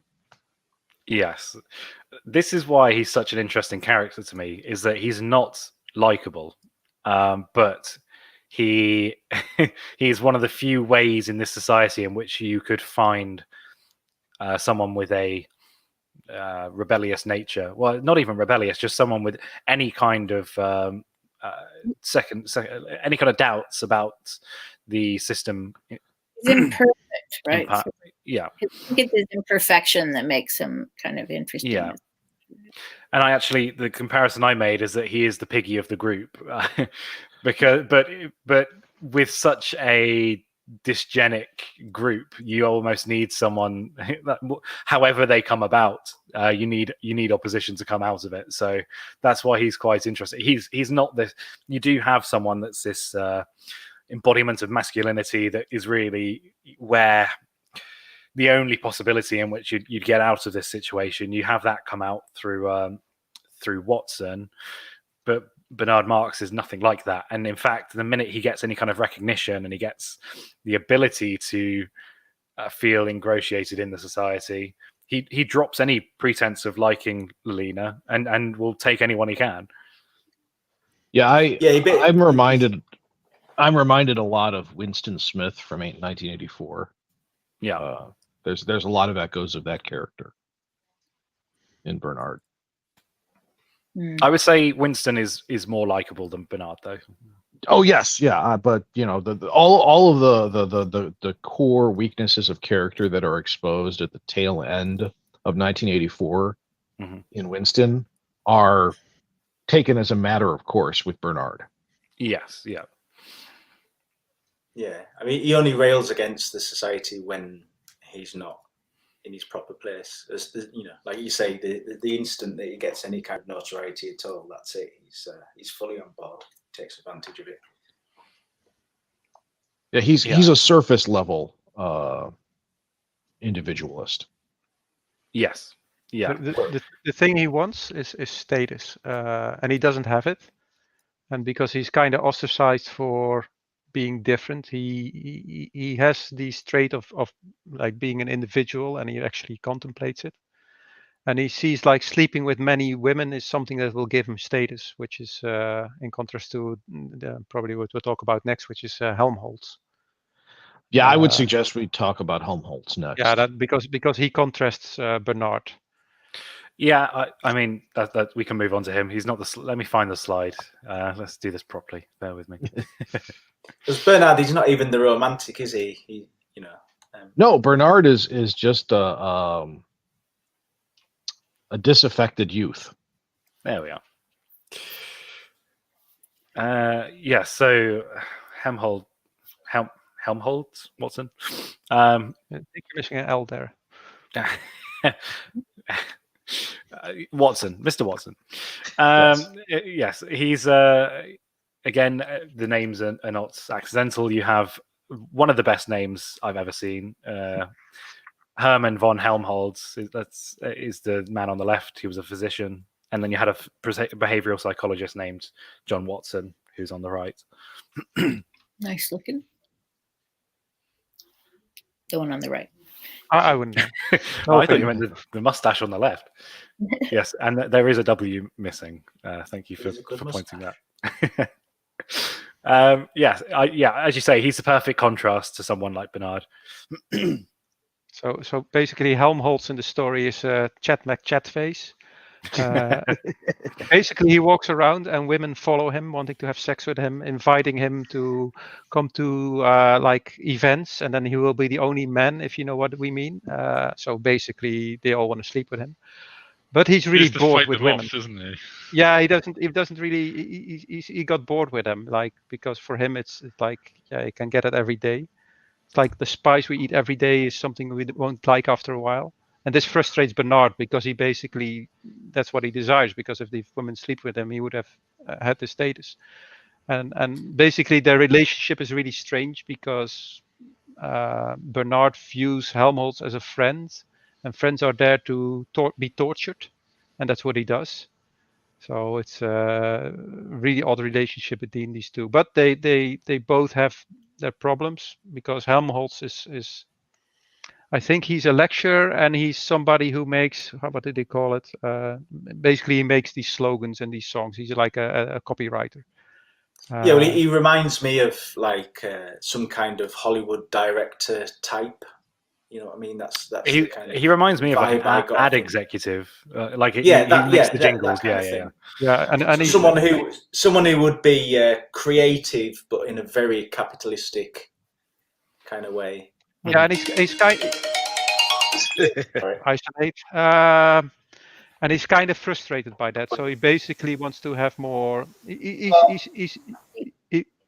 wants to have some art in his life. The Don Draper.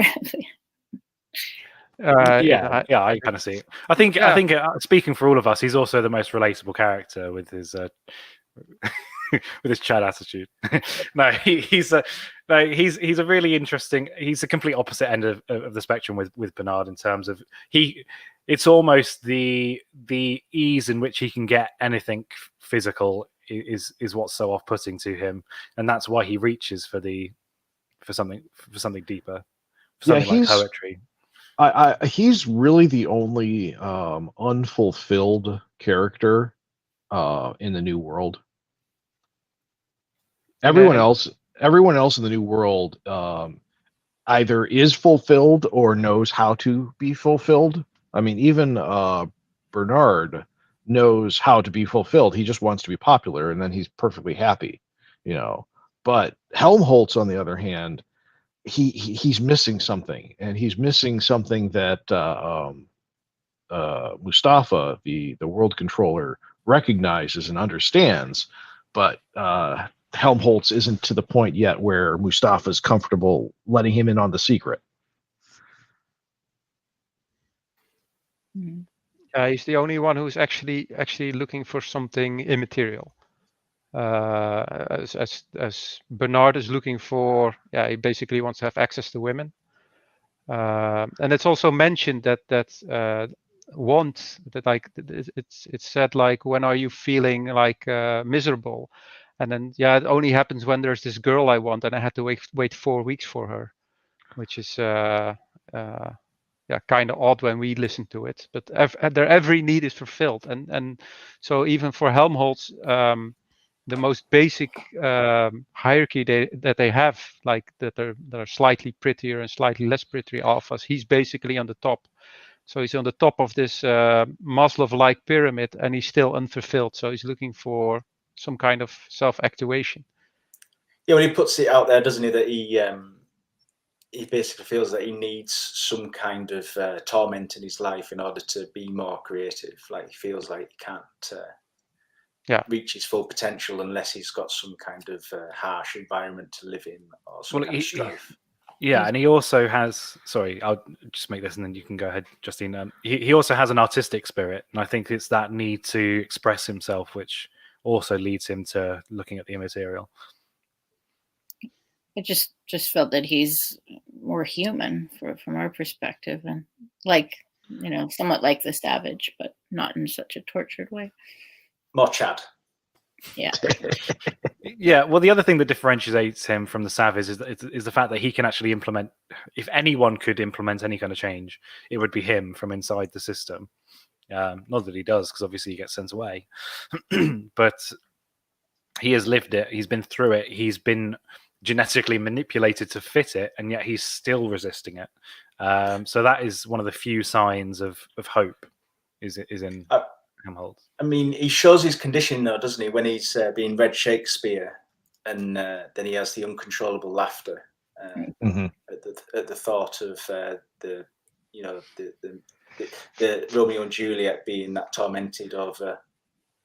Well, he laughs at the fact that they're getting married and that they're supposed to wait for somebody, and his conditioning forces him to find it funny. But it's he reverts back to this like childlike, what's it called? What's the word that they say? The infantility. No, the word that he says when he's laughing. The orgy-porgy. Is it orgy-porgy? Does he say orgy-porgy? Pudding and pie.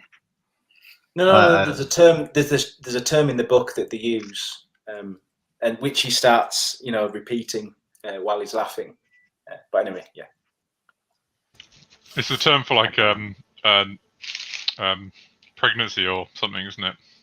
Yeah, it just struck me as being very he reverted to this. He's like childlike conditioning all of a sudden kicked in, and he goes from being this quite suave, artistic type person into this into this childlike state. When his conditioning kicks in. No one escapes conditioning. Because the Romeo and Juliet story is so far out of his comfort zone. Like, he's interested in it, but then it just goes beyond his, Well, yeah, they're conditioned to find some things really absurd, like when they're at Ethan and they're showing the movie of the people in the reservation dancing. All the students find it really funny. Sweet Mother. Oh yeah, when they talk about that, yeah. Yeah, the use of the mother and father being not slurs per se, but being some kind of rude word is one of the best lines in the book. Is that mother is incredibly offensive, but I think it's the father is more of the scatological than of the pornographic, or something like that. Mm-hmm. It's basically trying to differentiate how one of them is used as an offense, and one of them is just used for jokes. Yeah. Yeah, the actual quote in the book is, "The mother and father, grotesque obscenity, forcing the daughter to have someone she didn't want, and the idiotic girl not saying that she was having someone else whom, for the moment at any rate, she preferred. In its smutty absurdity, the situation was irresistibly comical. He had managed, with a heroic effort, to hold down the mounting pressure of his hilarity. But sweet mother, in the savage's tremulous tone of anguish, and the reference to Tybalt lying dead, but evidently uncremated and wasting his phosphorus on a dim monument, were too much for him." Yeah. Yes, that excerpt sums up the mentality of most of the people in it. And this is from the person that's meant to be the most rejecting it. So no one escapes it.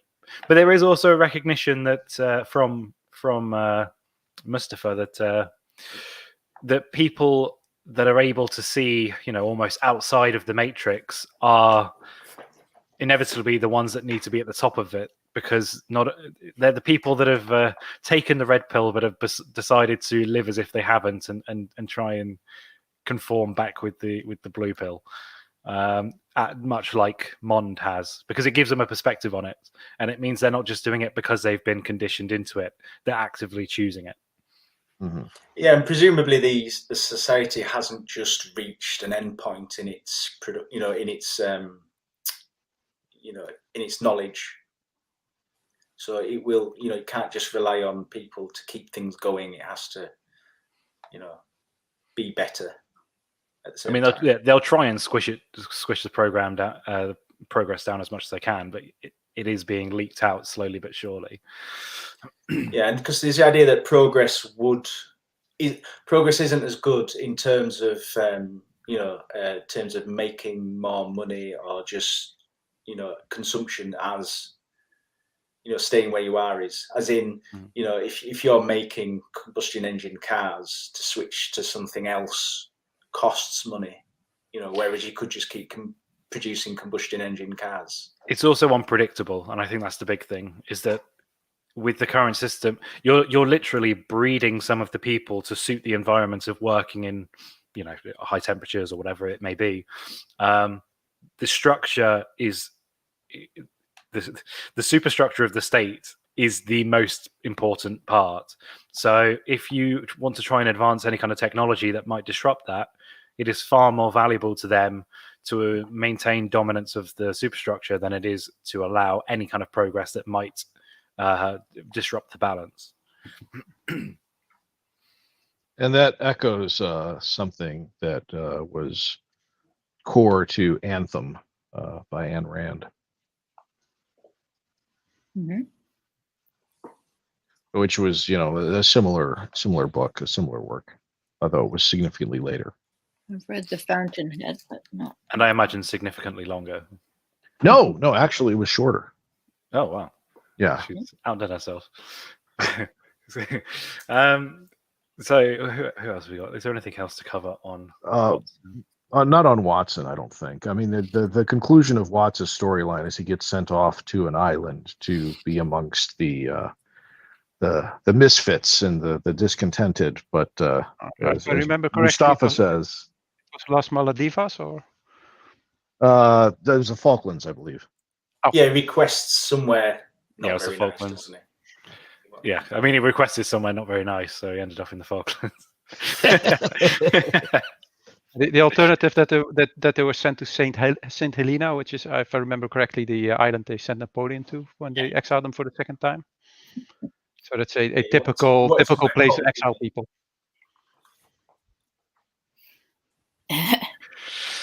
Looks good. As you can see, I could not find any illustration of Jonathan Crown, so I've just gone for a cover. The first picture should be no surprise to anyone, but he's Lenin. So, what should we make of Lelina? Well, I mean, she echoes Lenin almost perfectly, note-wise, in that she's an adherent to the doctrine, but she finds the doctrine insufficiently engaging. But when she tries to divert from the doctrine, she reasserts the dominance of the doctrine. She definitely succumbs to the social pressure of her friends, doesn't she? Well, I mean, she feels herself unfulfilled, but it's primarily related to the fact that she doesn't see society as being the epitome of what society should be, or her place in it as being the epitome of what her place should be. So she wants the savage, and she wants Bernard because she views Bernard and the savage as both being outside of society, and she wants to incorporate them into society and transitively into herself, so that there's a greater equanimity of everyone within society. Because I guess she's, for some reason, feels their exclusion as as a personal affront or she feels a personal impact from the exclusion. That sort of points to another role of sex in the world, right? Of sort of enveloping people in the kind of community, right? Mm-hmm. Sure that you're part of the community and that you stay in it, and you know the pleasure that she can give you is going to soothe you and make you. Oh, And that was one of the core elements of Lenin, in that he was almost more of a true communist than Stalin was. You know, he was more of an idealist. Oh, definitely more of an idealist. Yeah. Well, despite being incredibly practical, he was an extreme pragmatist whilst also being one of the most idealistic people ever to see the face of the earth. So full of contradictions. But I think that's one of the bleakest parts, as you say, about Lelina, is that despite her looking outside of the society for some of the answers that she's searching for, you always know that she will end up back in it. It's not that she's ever rebelling against it. It's more a curiosity and more of a lust. She doesn't she doesn't love a single person in it. She just has a mild sexual curiosity for them and then moves on to the next one. And I think the fact that we leave her story unanswered, I think it's fair to assume that she just will go back to normality and live like the rest of them afterwards. Happily ever after. She kind of feels to me like one of the more, like, of our time, like more normal, what we consider normal characters. Yeah, what does that tell you about modern women? Well, no, like her arc is concluded though in the story, isn't it? She manages to bonk the savage. No, she doesn't. Not in the book. No, she does. She does. She goes there, and they basically drug everyone, and Savage has an orgy with everyone against his will. It's like drug-induced rape. Right. He gets me too at the end.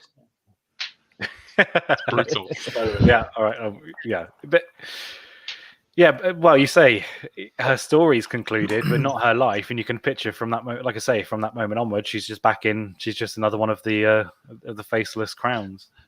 Well, her arc was basically bagging various people in the book.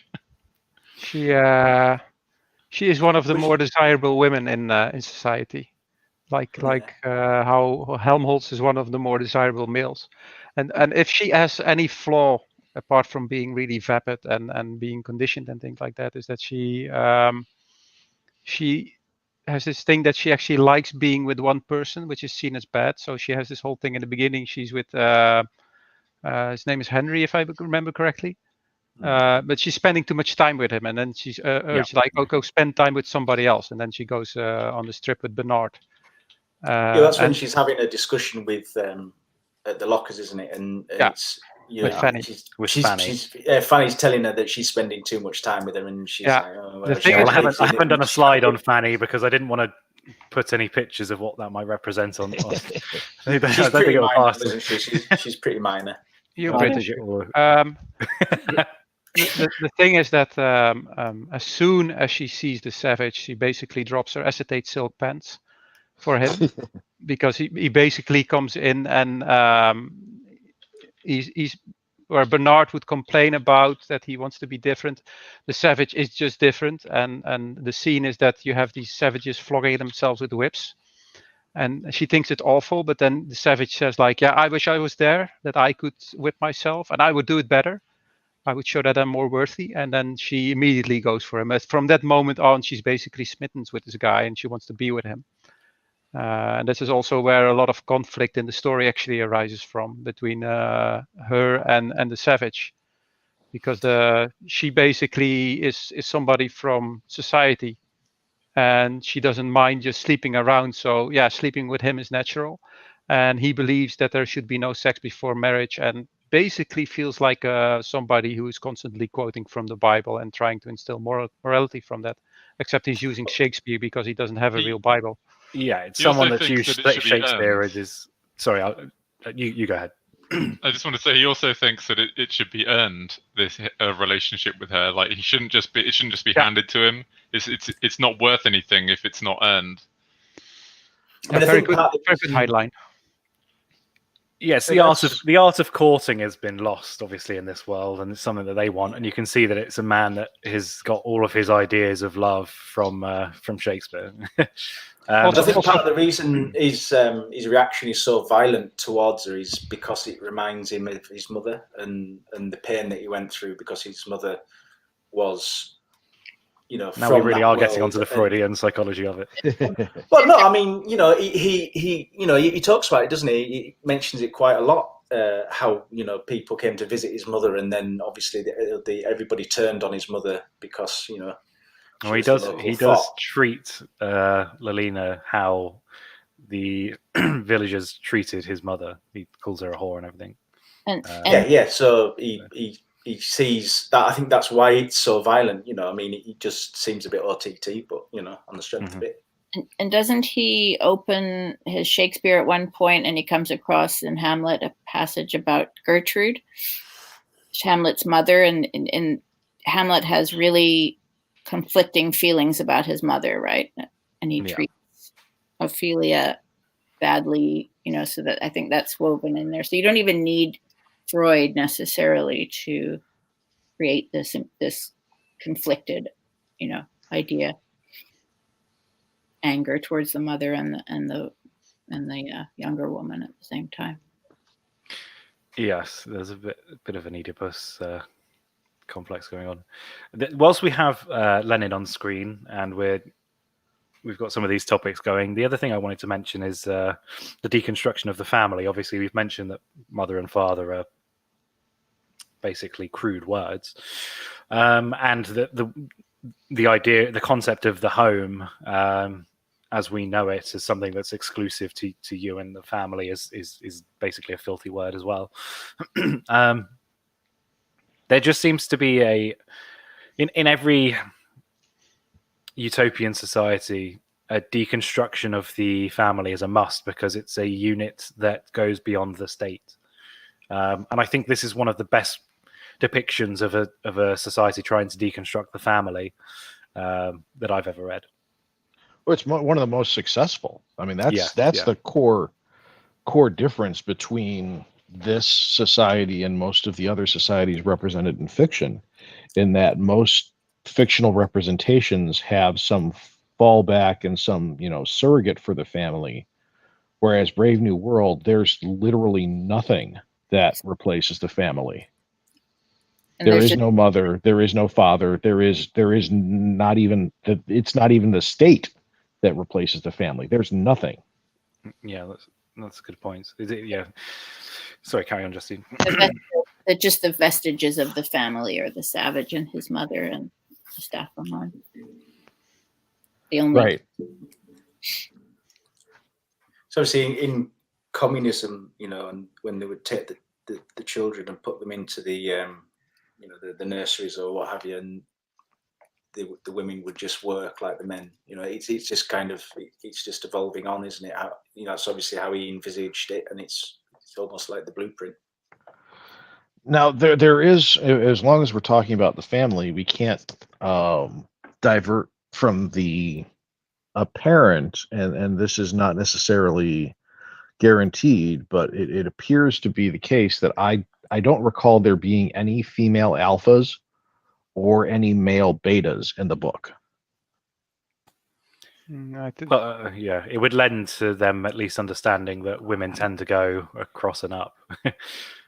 I think some that there are male betas. I think there's a mechanic in the beginning with a spanner, but no, it's not explicitly mentioned. And I think it feels very patriarchal. Patriarchy. It's such a difficult word, I can't even pronounce it. Patriarchal.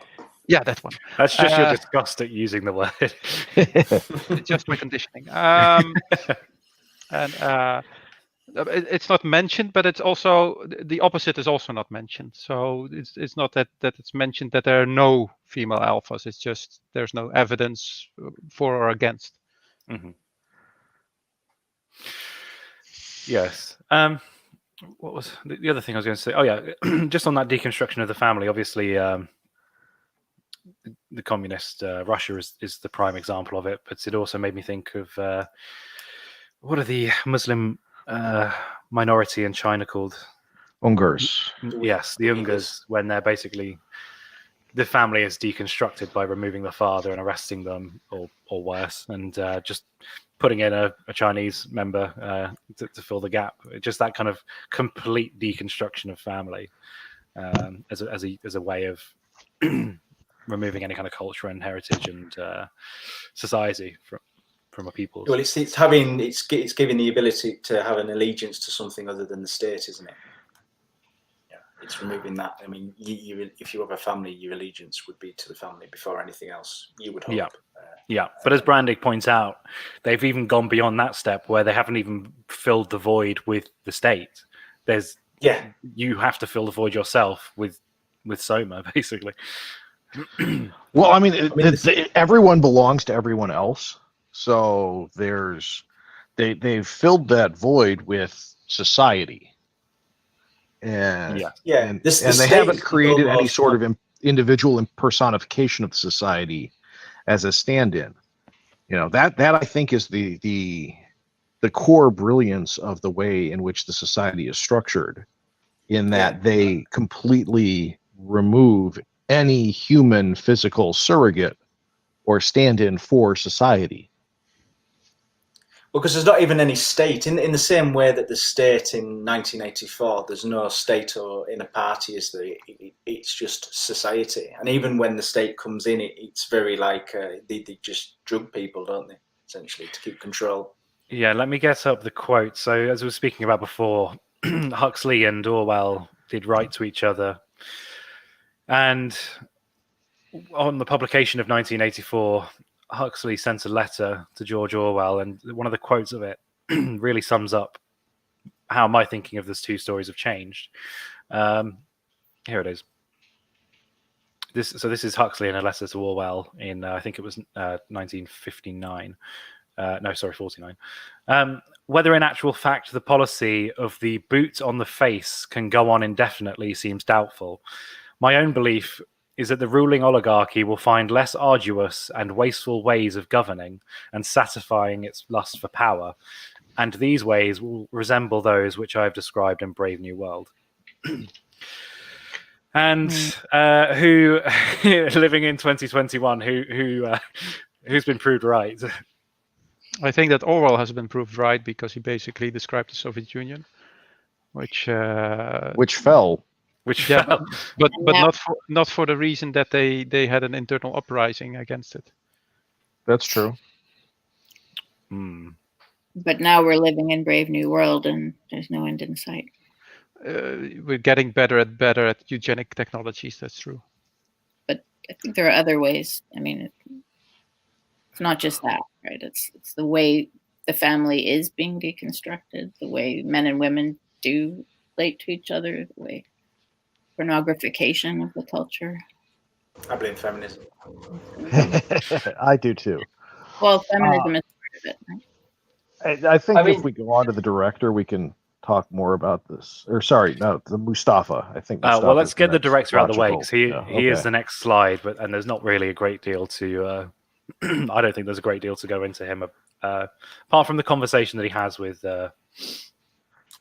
Bernard. Let's just cover the director quickly. I don't actually know if it's. I couldn't remember it being said in the book, but apparently his surname is Graham Bell, which obviously would be Alexander Graham Bell. First name is Thomas, so is Malthus's, but I mean, so many people are called Thomas. It could be quite a few people. So the director is the head of the the hatchery and conditioning center, and he is most interesting. Well, he's most important at the very beginning of the book when it's going through basically the field manual of this world and taking us through how it acts, and then later on in his discussion with Bernard. Who wants to cover the director? Mr. Lizard. Well, the director is essentially our first way of getting introduced into the world. We're taking along with some students through the hatching and conditioning center, where we're very elaborately told how the entire world works, essentially. From the production lines to the conditioning itself to everything. And towards the end, you then get to the end of the tour. You're then introduced to the world controller and how he relates to the entire thing as well. So he's very much a character that just introduces the setting to the readers in a way that doesn't feel like it takes you out of it, because obviously these students also have to be introduced to how all these things work. Yeah, it's a good framework, actually. He's a proxy for the audience. He's also Bernard's direct boss, which is important to know. So he's also responsible for what, and this is a line from the book that Bernard's actions outside of his work reflect on the institution itself. So he's being punished for things he does outside of work, which is something we see nowadays more and more as well. Yes, and that's a very good correlate nowadays. And he basically wants to gulag Bernard for his dislike of electro golf and other trivialities, right? Because he's not infantile enough, and that's one of the responsibilities of an alpha, to be infantile in their spare time. And basically, he is shot in the knee by Bernard, who is having his 15 minutes of fame. Right, the moment that he does that, and he does it in the most public setting he can find, because they're the most number of people, most number of the higher caste present. Apparently, they're the only ones who matter. And then the moment he wants to fire Bernard and send him off to Iceland, I think is one of the islands they want to exile him to. Iceland, Bernard introduces his son, because the director went with one of the who had the same job as Linda. He went to the reservation, but she got lost and she didn't return.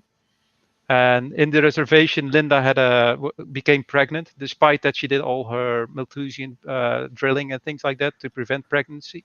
And she had a son, which was a big sin, so she couldn't return to the real world anymore. And so having this son and being a father is such a big sin upon him. It's such a big shock that he basically resigns and just takes Soma for the rest of his life. He can't deal with it. Yes, and it's his conversation with Bernard when he's basically giving him a warning before the actual firing. That I think you see most of his characters come through, and it's like you say, he works as a proxy, as a way of giving exposition without us pulling out of the story. And it's his discussion about he really is one of the people that have drunk the most Kool-Aid of the loss. I think his views on murder. There's a quote again.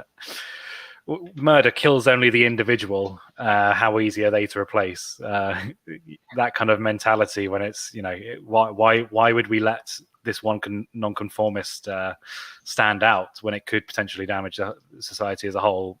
He's very much the company man, isn't he? Yes, we need to squish them out of existence before they can cause any harm. Which is why when he is revealed to be a father, it hits him so hard.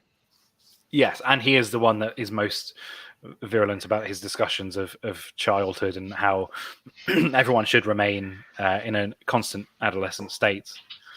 And I was thinking when reading it about his resignation for having a child, and you could see Merkel doing the same. It's not far. We're not far off in that kind of situation. When you've got such a parentalist state, maybe people will be scorned for having children outside of it. Yeah, and because people are already being scorned for having children, period. Mm-hmm. Yes. Sorry, carry on. Because Bernard knows that he's, he finds out ahead of time, doesn't he? Someone lets it slip to him that he's going to go to Iceland. Mm-hmm. And he's obviously preempting it, and then when he discovers the savage, he does it with such vigor. He's so happy. It's a hell of a scene. I mean, if I was going to watch a film version for anything, it would be that undressing of the director. Because he's like, aha. So yeah, like I said, there wasn't a great deal to cover on him. I just think he was someone that we needed to cover, unless anyone else has anything about the director. I think he's a bit of a minor character because he's there mainly as an exposition dump. Well, he also sets in motion the main plot, with John the Savage. Yes, yeah. Yeah, at the start, it's really him talking to the students and Lennon talking to Fanny, isn't it? They're the two kind of setups to explain everything. He didn't make much effort, did he, to find Lenina when she's not Lenina, sorry, Linda. Linda, when she sort of disappeared in the storm or whatever it was. That wasn't the impression I got. The impression I got was that he spent a rather substantial amount of time, at least to his mind. Now, absolutely, whether that may or may not be the case, it remains to be seen. But I think, to the extent that he thought at the time, he made a significant effort. But again, given the parameters of the society, what actual magnitude that effort was is people different. Being disposable. I wonder how much effort he really made. Well, you do have to wonder about his relationship with Linda, because she does address him in a way that's a bit more than just someone that the casual sex atmosphere that they have. And I don't know if that's just because he's the father of her child, or if that there was something more going on with them than should be typically allowed.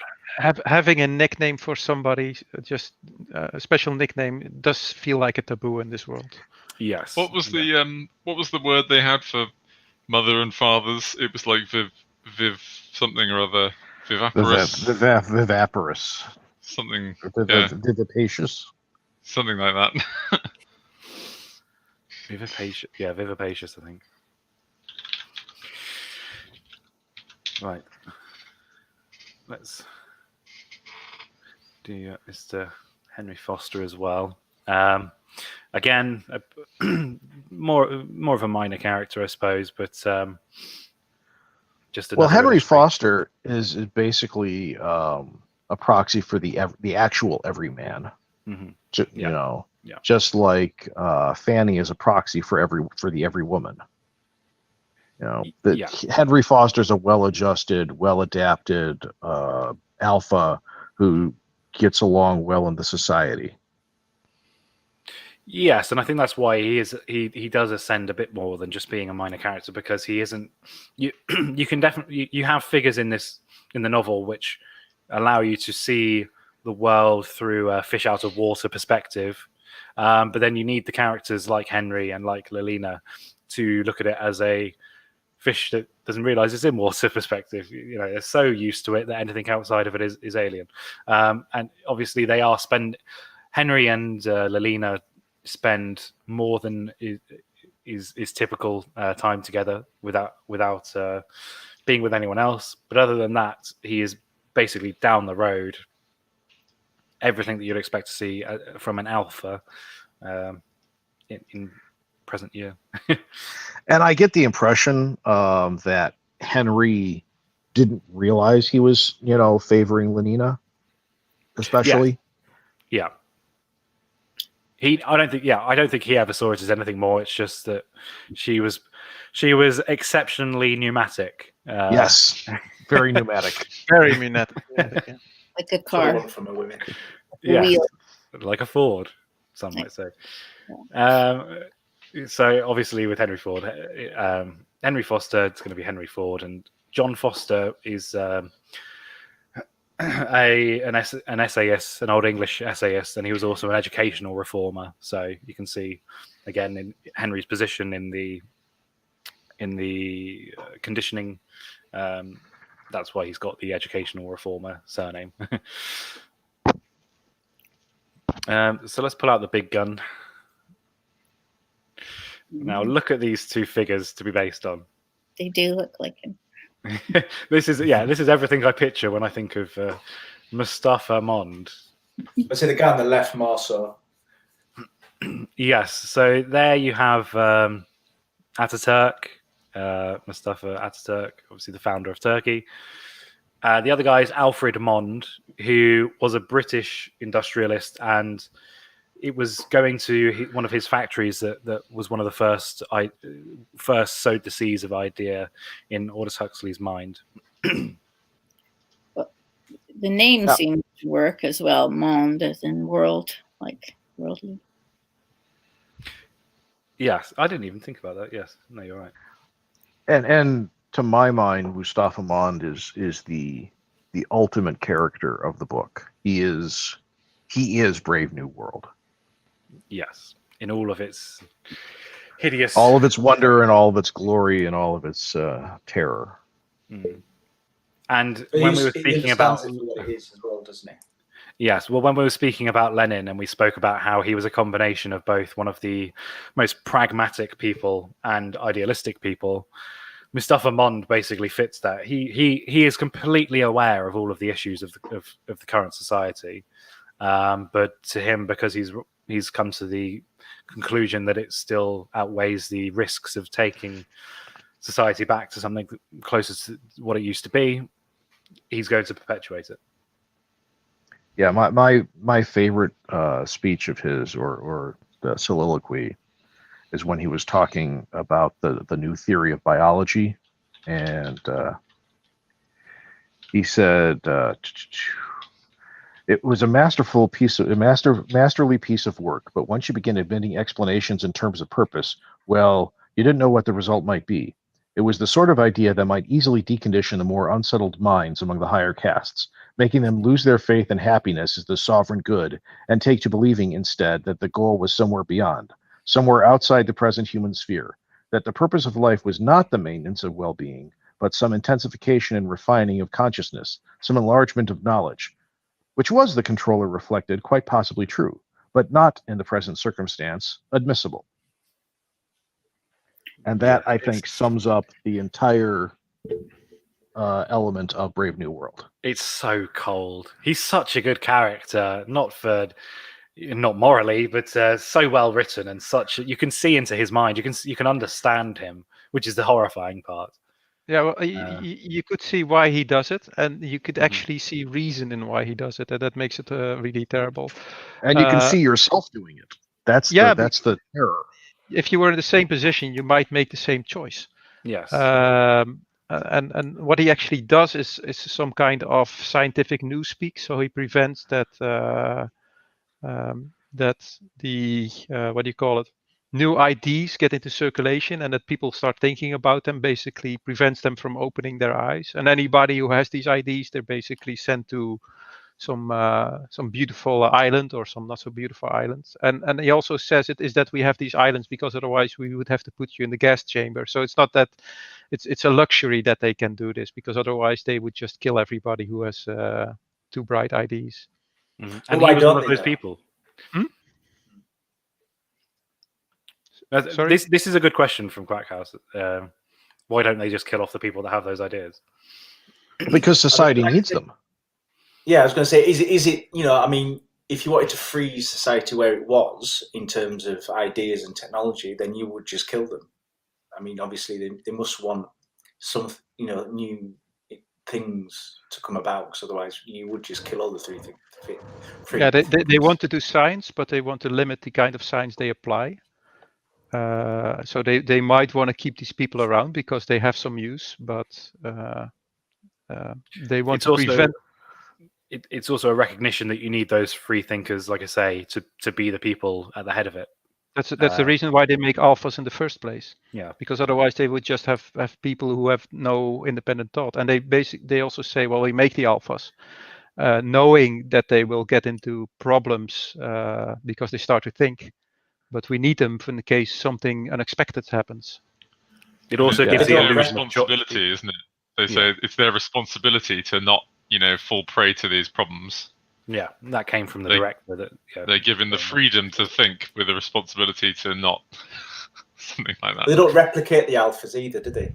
There's not lots of one alpha. No, like no. Alphas are all individually developed, individually created, and individually decanted.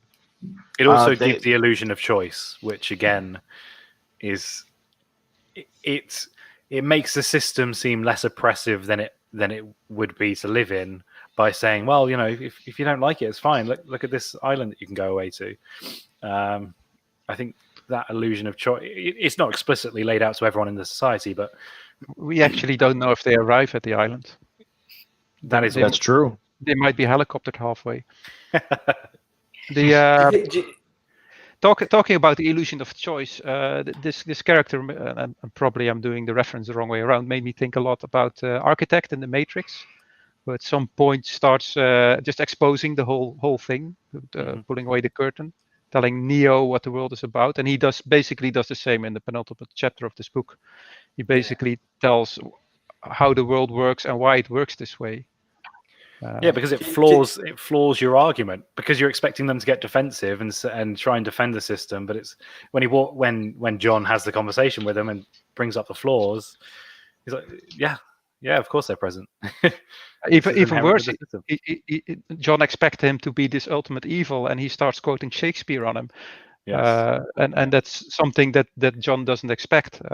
He's actually the character that John can relate to most. Yeah, and he and vice versa actually. But this is kind of hinted at in the second chapter, because one of the final lines is that we're talking about kids, and the world controller says, "Suffer little children," which is a quote from the Bible, which should be a hint that he actually has access to more knowledge than other people.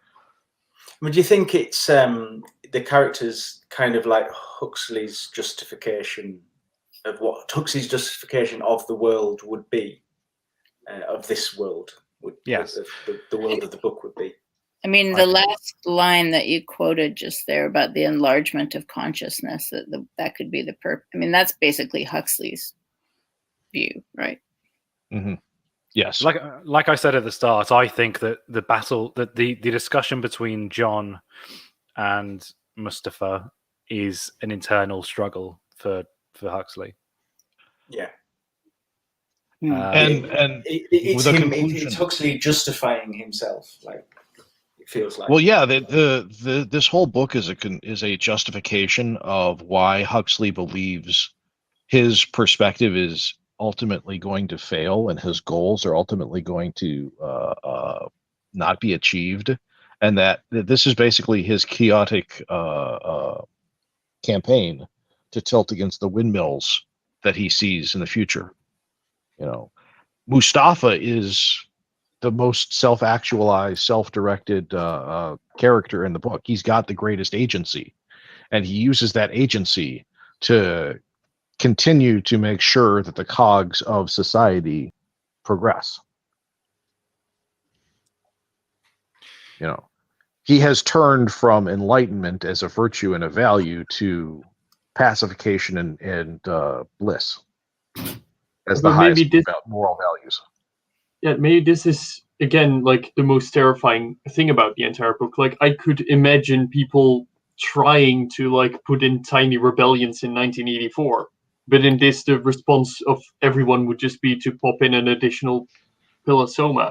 Well, the police turn up and they spray you with anesthetic and gas you with soma, and they gently chastise you for breaking their hearts, and then tell you to go home. Yeah, like I say, there's not much of a mention of the state, is there, interfering with people's lives directly like there is in 84. It's the concept of anarcho-tyranny, isn't it? As long as you have every other institution working on the side of the state only needs to exert soft power and can appear entirely out of the picture if every other institution is pushing in the direction that the state wants. And to go one step further, the state can look like the champion and the protector of the common man in that case. Because we see that they're not squeamish in quashing rebellion. When they do that island experiment for an island just of alphas, there's an attempted uprising, and they're shut down completely, and the survivors are left to the survivors ask to be put back in the system that they were originally in with the caste system.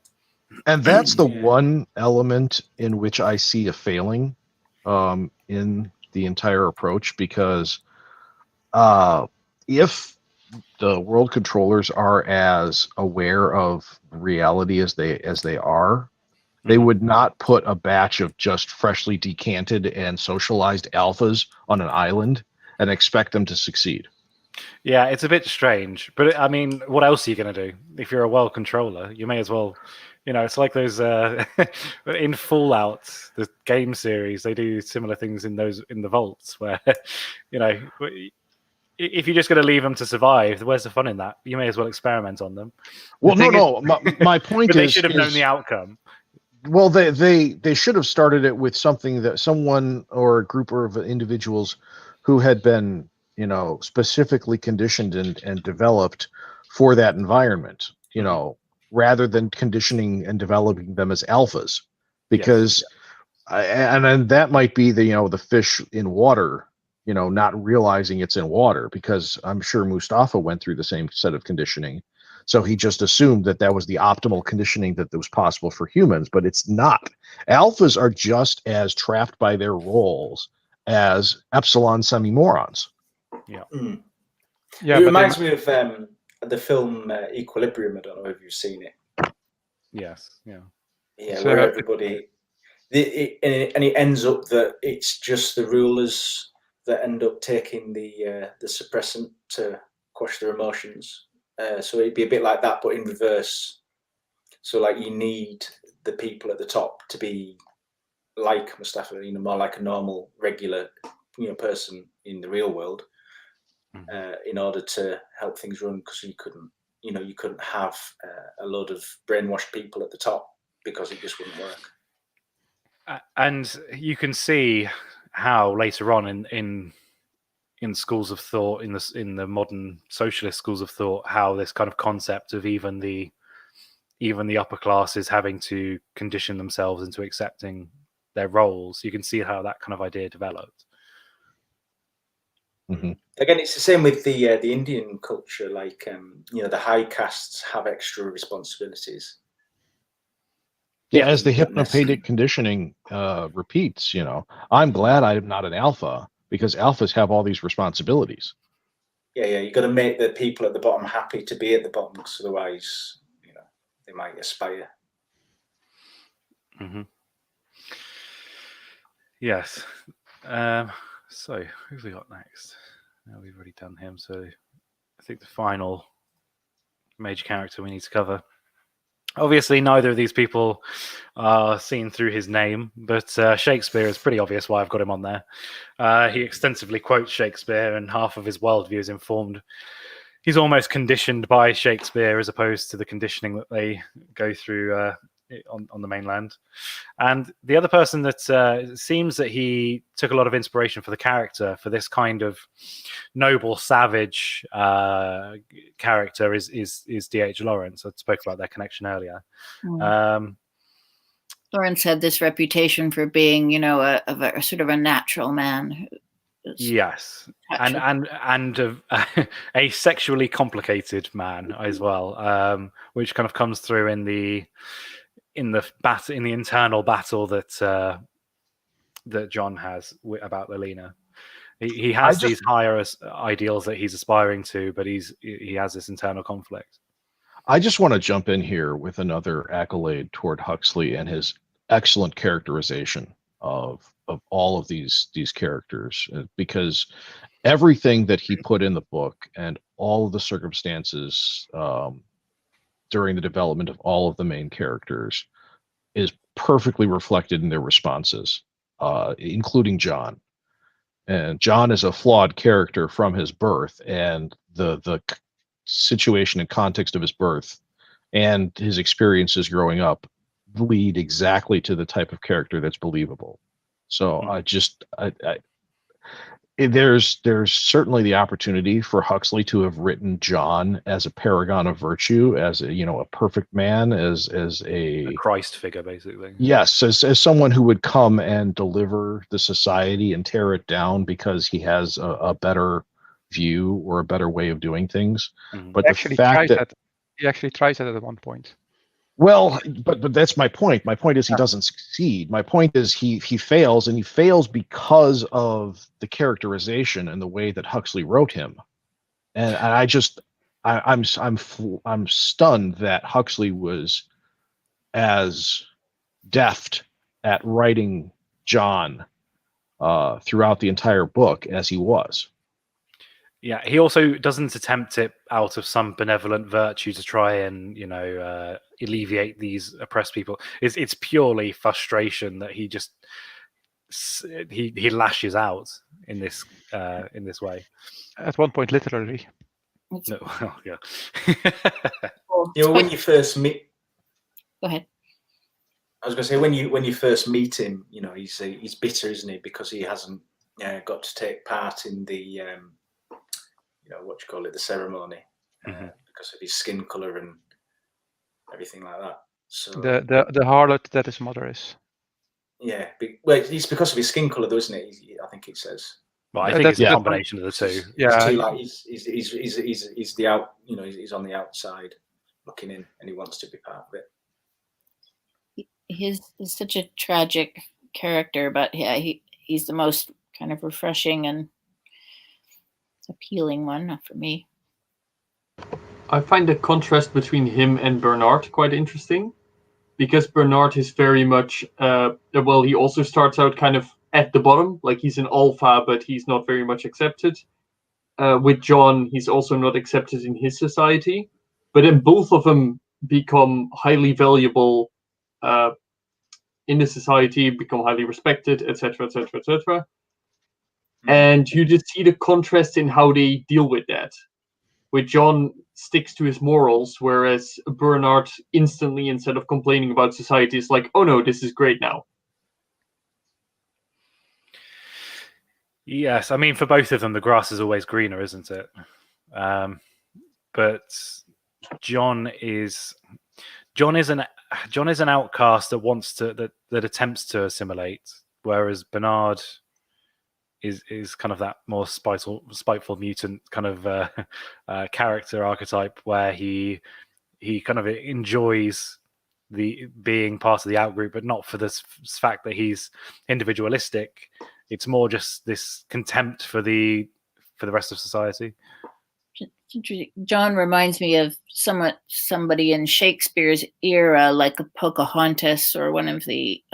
There was another chief of a tribe who went along with Pocahontas and visited England. They'd be welcome. They were the savage. Everyone would flock along to meet them, and they went to visit the king, James, and so on. But everyone would sort of stare at them because they were so strange. Yeah, and it's just the wilderness that they go to is in South America, and there's also Lawrence had an infatuation with Mexico for this kind of spiritual journey, so that's another big reason for the connection. But instead of John, the savages as a whole, I think would be good to look at, because obviously one of their most notable parts of the tribe is their flagellation, and it's interesting that obviously from the perspective of a society that values nothing but pleasure, them looking in on a group that are intentionally inflicting pain on themselves for a higher purpose, it's so alien to them that I loved that aspect of it. You can really see that the concept of self-sacrifice means nothing to them. You want it to be? You mean you want it to be whipped? And in today's society, we get these Scandinavian teens to do it for us. To whip us? Well, kind of. Something I don't know. No, I was just referring to Greta Thunberg being had some kind of actually, the equivalent of modern day whipping. Oh, she's 18 now, right? Yeah, happy birthday, Greta Thunberg. Happy birthday.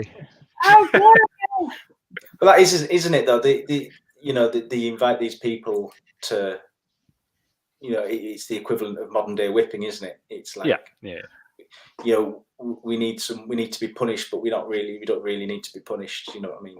It's odd. We need to go through the motions of punishment, but we don't want to actually be punished. Mm-hmm. It's the origin of sin, isn't it? It's the humanity will always be sinful kind of idea. Move into a modern context.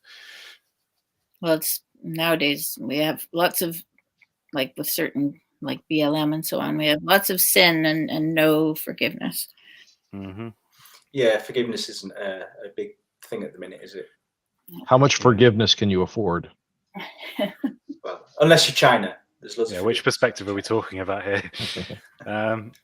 There's also the contradiction in the book where the fact that it keeps referring to him as the savage, yet for us looking at the two societies, a lot of the practices in Brave New World you would regard as savage, or more of a savage point of view.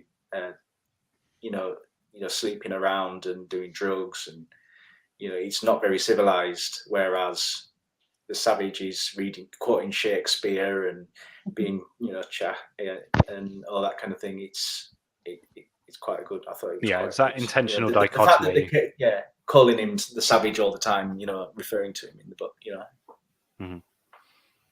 And again, in a way, it's a reinforcement from the author onto the reader, trying to reinforce in their mind that in this society, savagery is what we consider high culture now. It's fantastic characterization. Anything else we want to cover on him? He can't survive. He doesn't survive. I mean, of course. I mean, if you haven't figured out by now, there's clearly a lot of spoilers.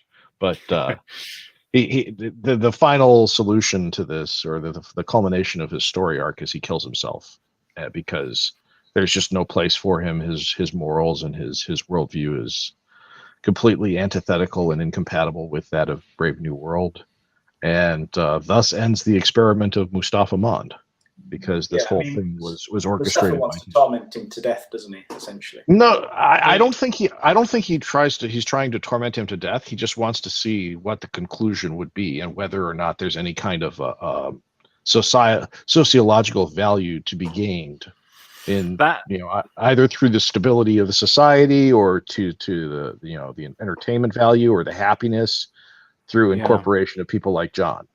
I had not looked at it in that way, because one of the questions that was still in the back of my mind was why they would ever take him back and risk an uprising that could come from the outsider.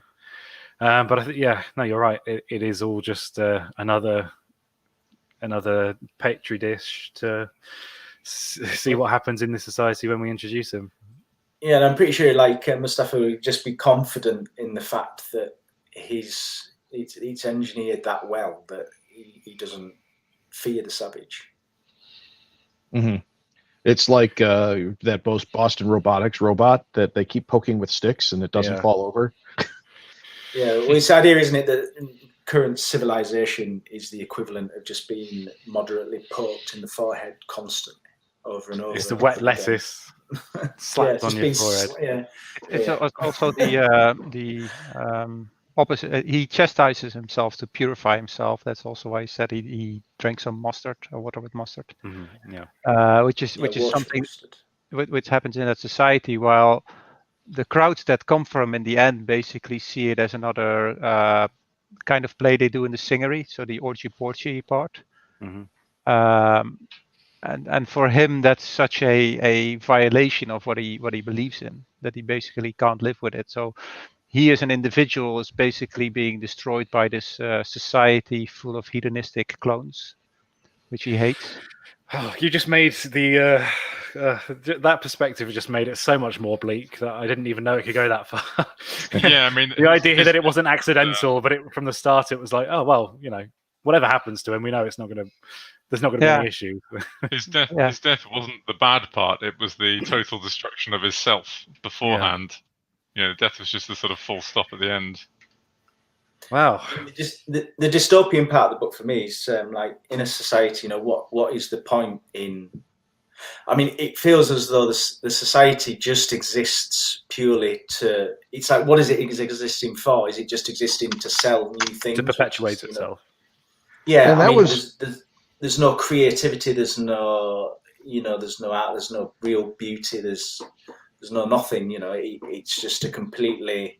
It's because there's no risk. You can't do anything else with it apart from perpetuate yourself when you're in a society that allows literally zero risk. Yeah, just being made to stay at home and do absolutely nothing. Yeah, I can't imagine what that'd be like. for all eternity until we just drop dead and run out of Netflix shows. Just watch 3 weeks in a helicopter. Nothing is earned because nothing is risked. There's no struggle. There's no gain because there's no potential for loss. I mean, maybe we compared it with 1984 before, and kind of how I think there was Aldous himself that said, like, oh yeah, this would result after the 1984 scenario, just because the rulers would realize that there's a cheaper way of keeping the people in line. But then you could maybe compare that to the modern world, and are we just the 1984 in which one of the nations won? That has been put forward, and we're in a bastardization of both of them, aren't we? Ultimately, but the discussion is which one is more accurate. I think it's undoubtable that both have aspects that we see nowadays. I think the monitoring, the constant monitoring is obviously a feature that's much more prevalent in 1984. But there's fewer pickaxes. We have. Is it bastardization or transition? Let's let Justine finish. Oh, sorry. Yeah. Just we have constant monitoring, but for the most part, we're doing it to ourselves, and so it's like a Brave New World way of making us monitor ourselves or get, through social media and online and so on, right? We want to be watched. We want to be engaged. And the Brave New World response is that not monitoring, but that being alone is such a social taboo, but that you never need to be monitored inside your home because, well, you don't have one. You're constantly with people that could rat you out if needed. Well, why would you bother spending time there? That doesn't make any sense. Yeah. Now people are too busy watching Big Brother to be worried about Big Brother. And back to the point about what the purpose of society is. That was one of the things that struck me as to, if Mustafa were truly as intelligent as he thought, or as he could have been potentially, he would review the entire world and say, this is pointless. We're not accomplishing anything. There's no reason to continue going through all the motion and the effort. Let's just, finish it and eventually, taper off humanity, because it's an awful lot of effort for very little purpose. There's one of the most black-pilling ideas you could have for a book, which would be great, and I imagine it probably is out there, that it's a totalitarian global government that's won so thoroughly that they actually break it up because they have nothing else to do other than allow a certain amount of chaos back into the system. Otherwise, it's a boredom that allows it to fall slightly. Oh, I'm not talking about that. I'm talking about just end it. Like, eventually, you put cyanide in the water and get everyone to drink one day, and then you're done. Yeah, I mean, yes, Soma could just be laced. Why not? So enough about plans to take over the world. About the minor characters. Yes. Anyone wants to dig into anything? Obviously, there's two of the doctors. One of them is Wells. You've got H.G. Wells. You've got a Dr. Shaw, George Bernard Shaw. Hoover is he's basically Bernard's quote-unquote friend who pesters him constantly. Yeah, particularly hairy man. Yeah. Well, that's Lelina's opinion. Yes. The warden is the American guy who oversees the reservation in New Mexico. Linda is the possible future of Lelina, So that's why she's also horrified. But she's she's an old person, so she got fat and she got wrinkled, and this horrifies everybody. So while everybody's interested in the savage, and the savage is a celebrity, everybody wants to meet him and sleep with him, etc., or at least all the women. The Linda is put away inside of a hospital and basically just pumped full of soma until she dies in the end. And we are shown here that soma does have some sort of drawback. That if you take it continuously, it will basically end your life in a month or something. It's only a drawback if you value human life, though. Yeah, exactly. Which is the only actually reason what they let is, her do it. Yeah, which is The actually only what's reason they let her discussed. do it. Yeah, and that's what the doctor discusses. He's like, normally I wouldn't allow this, but who cares? Yeah, basically, she doesn't have a job to do. Yeah. She's old and ugly. Just let her die. What else is she going to do? She's a somebody from society, from civilization that became an individual because she was marooned in the reservation.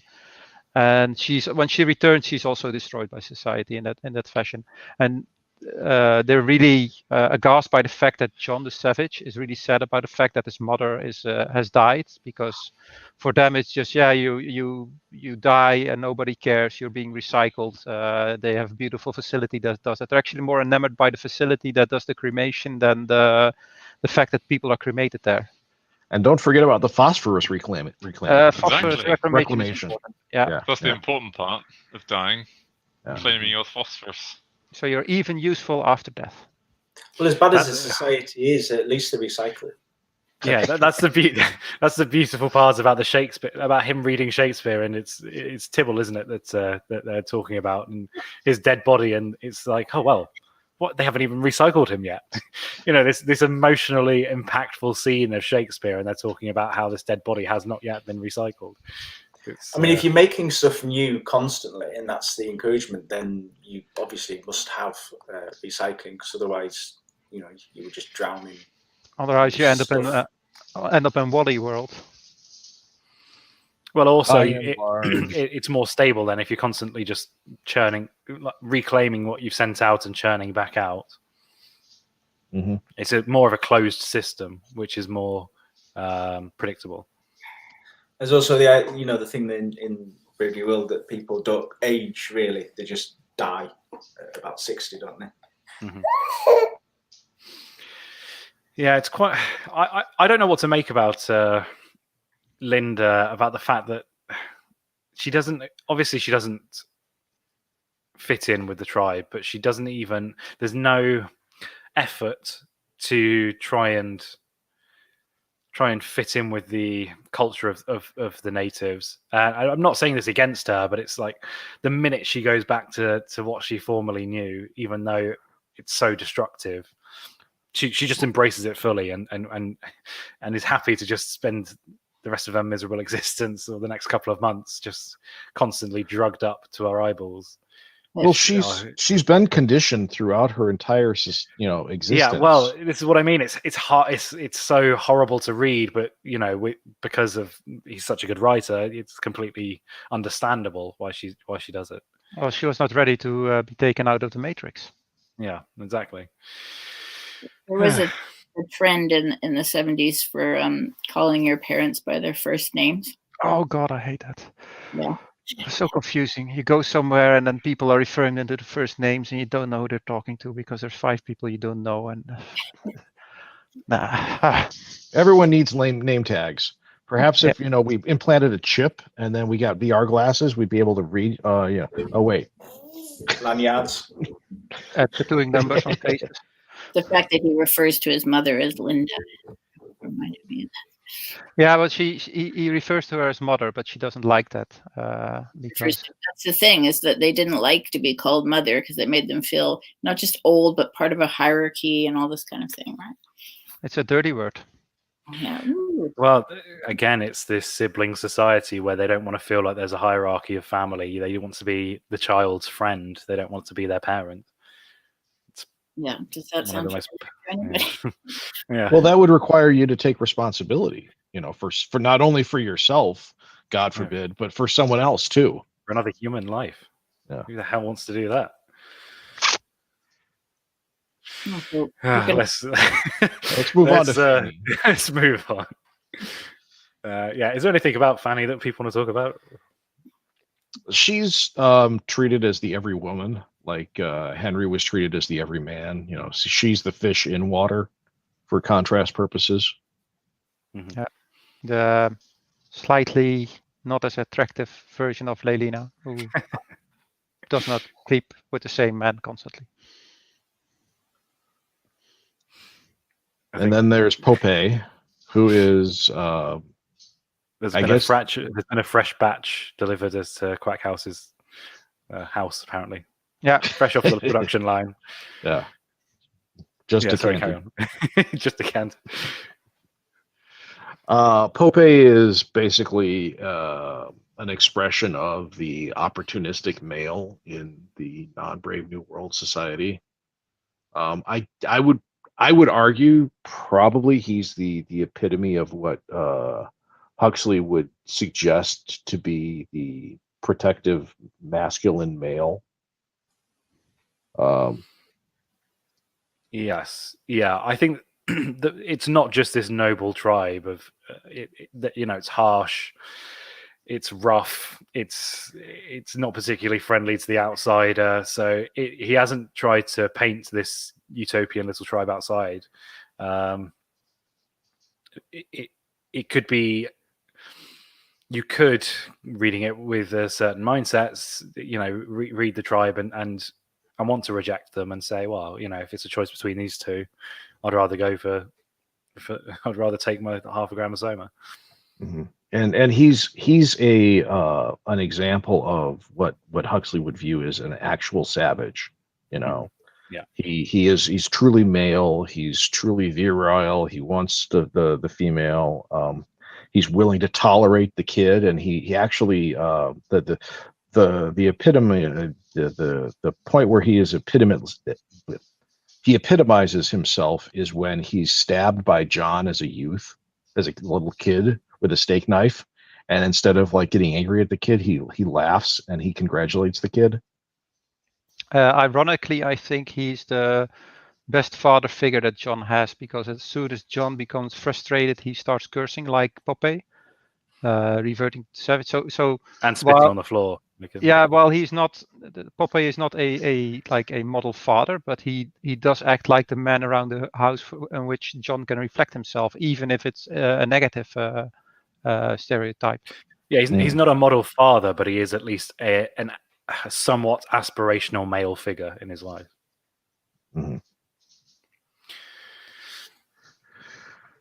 And then the arch community songster.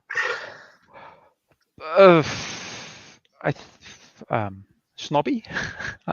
I mean, you want to talk about going down the route of blasphemous, even though it's probably one of the most accurate when it comes to the Church of England. At least you look at the Archbishop of Canterbury, and when you see pictures of there being pool pits and slides inside churches. He's not far off the arch community songster. You mean ball pens? Because most churches have pulpits. No. yes, there's a way. Very good. Yes, you're correct. Yeah, there's not anything else I've got to say about him really, other than it's just another way of showing how we've moved away from any kind of church leader to just another Soma-induced pantomime. Yeah, it's all of the form and none of the function. I know, like church leaders, none of them are that great, are they? Let's face it. I don't know about none of them, but there's a lot of fallen ones. I've got to say that. I think we are just coming to the critical reception, and then we'll finish up. So it's probably the most divisive book that we've looked at so far. When it first came out, there was, like I say, there's been a lot of bannings, and it was mainly, from what I could see, read by the intelligentsia of the day. One person that was a particular fan of it was one of our circle's favourites, Ludwig von Mises. He said he absolutely loved it, and he just saw it as a parody of socialism. So it's just funny how the interaction with some of the historical figures that we find.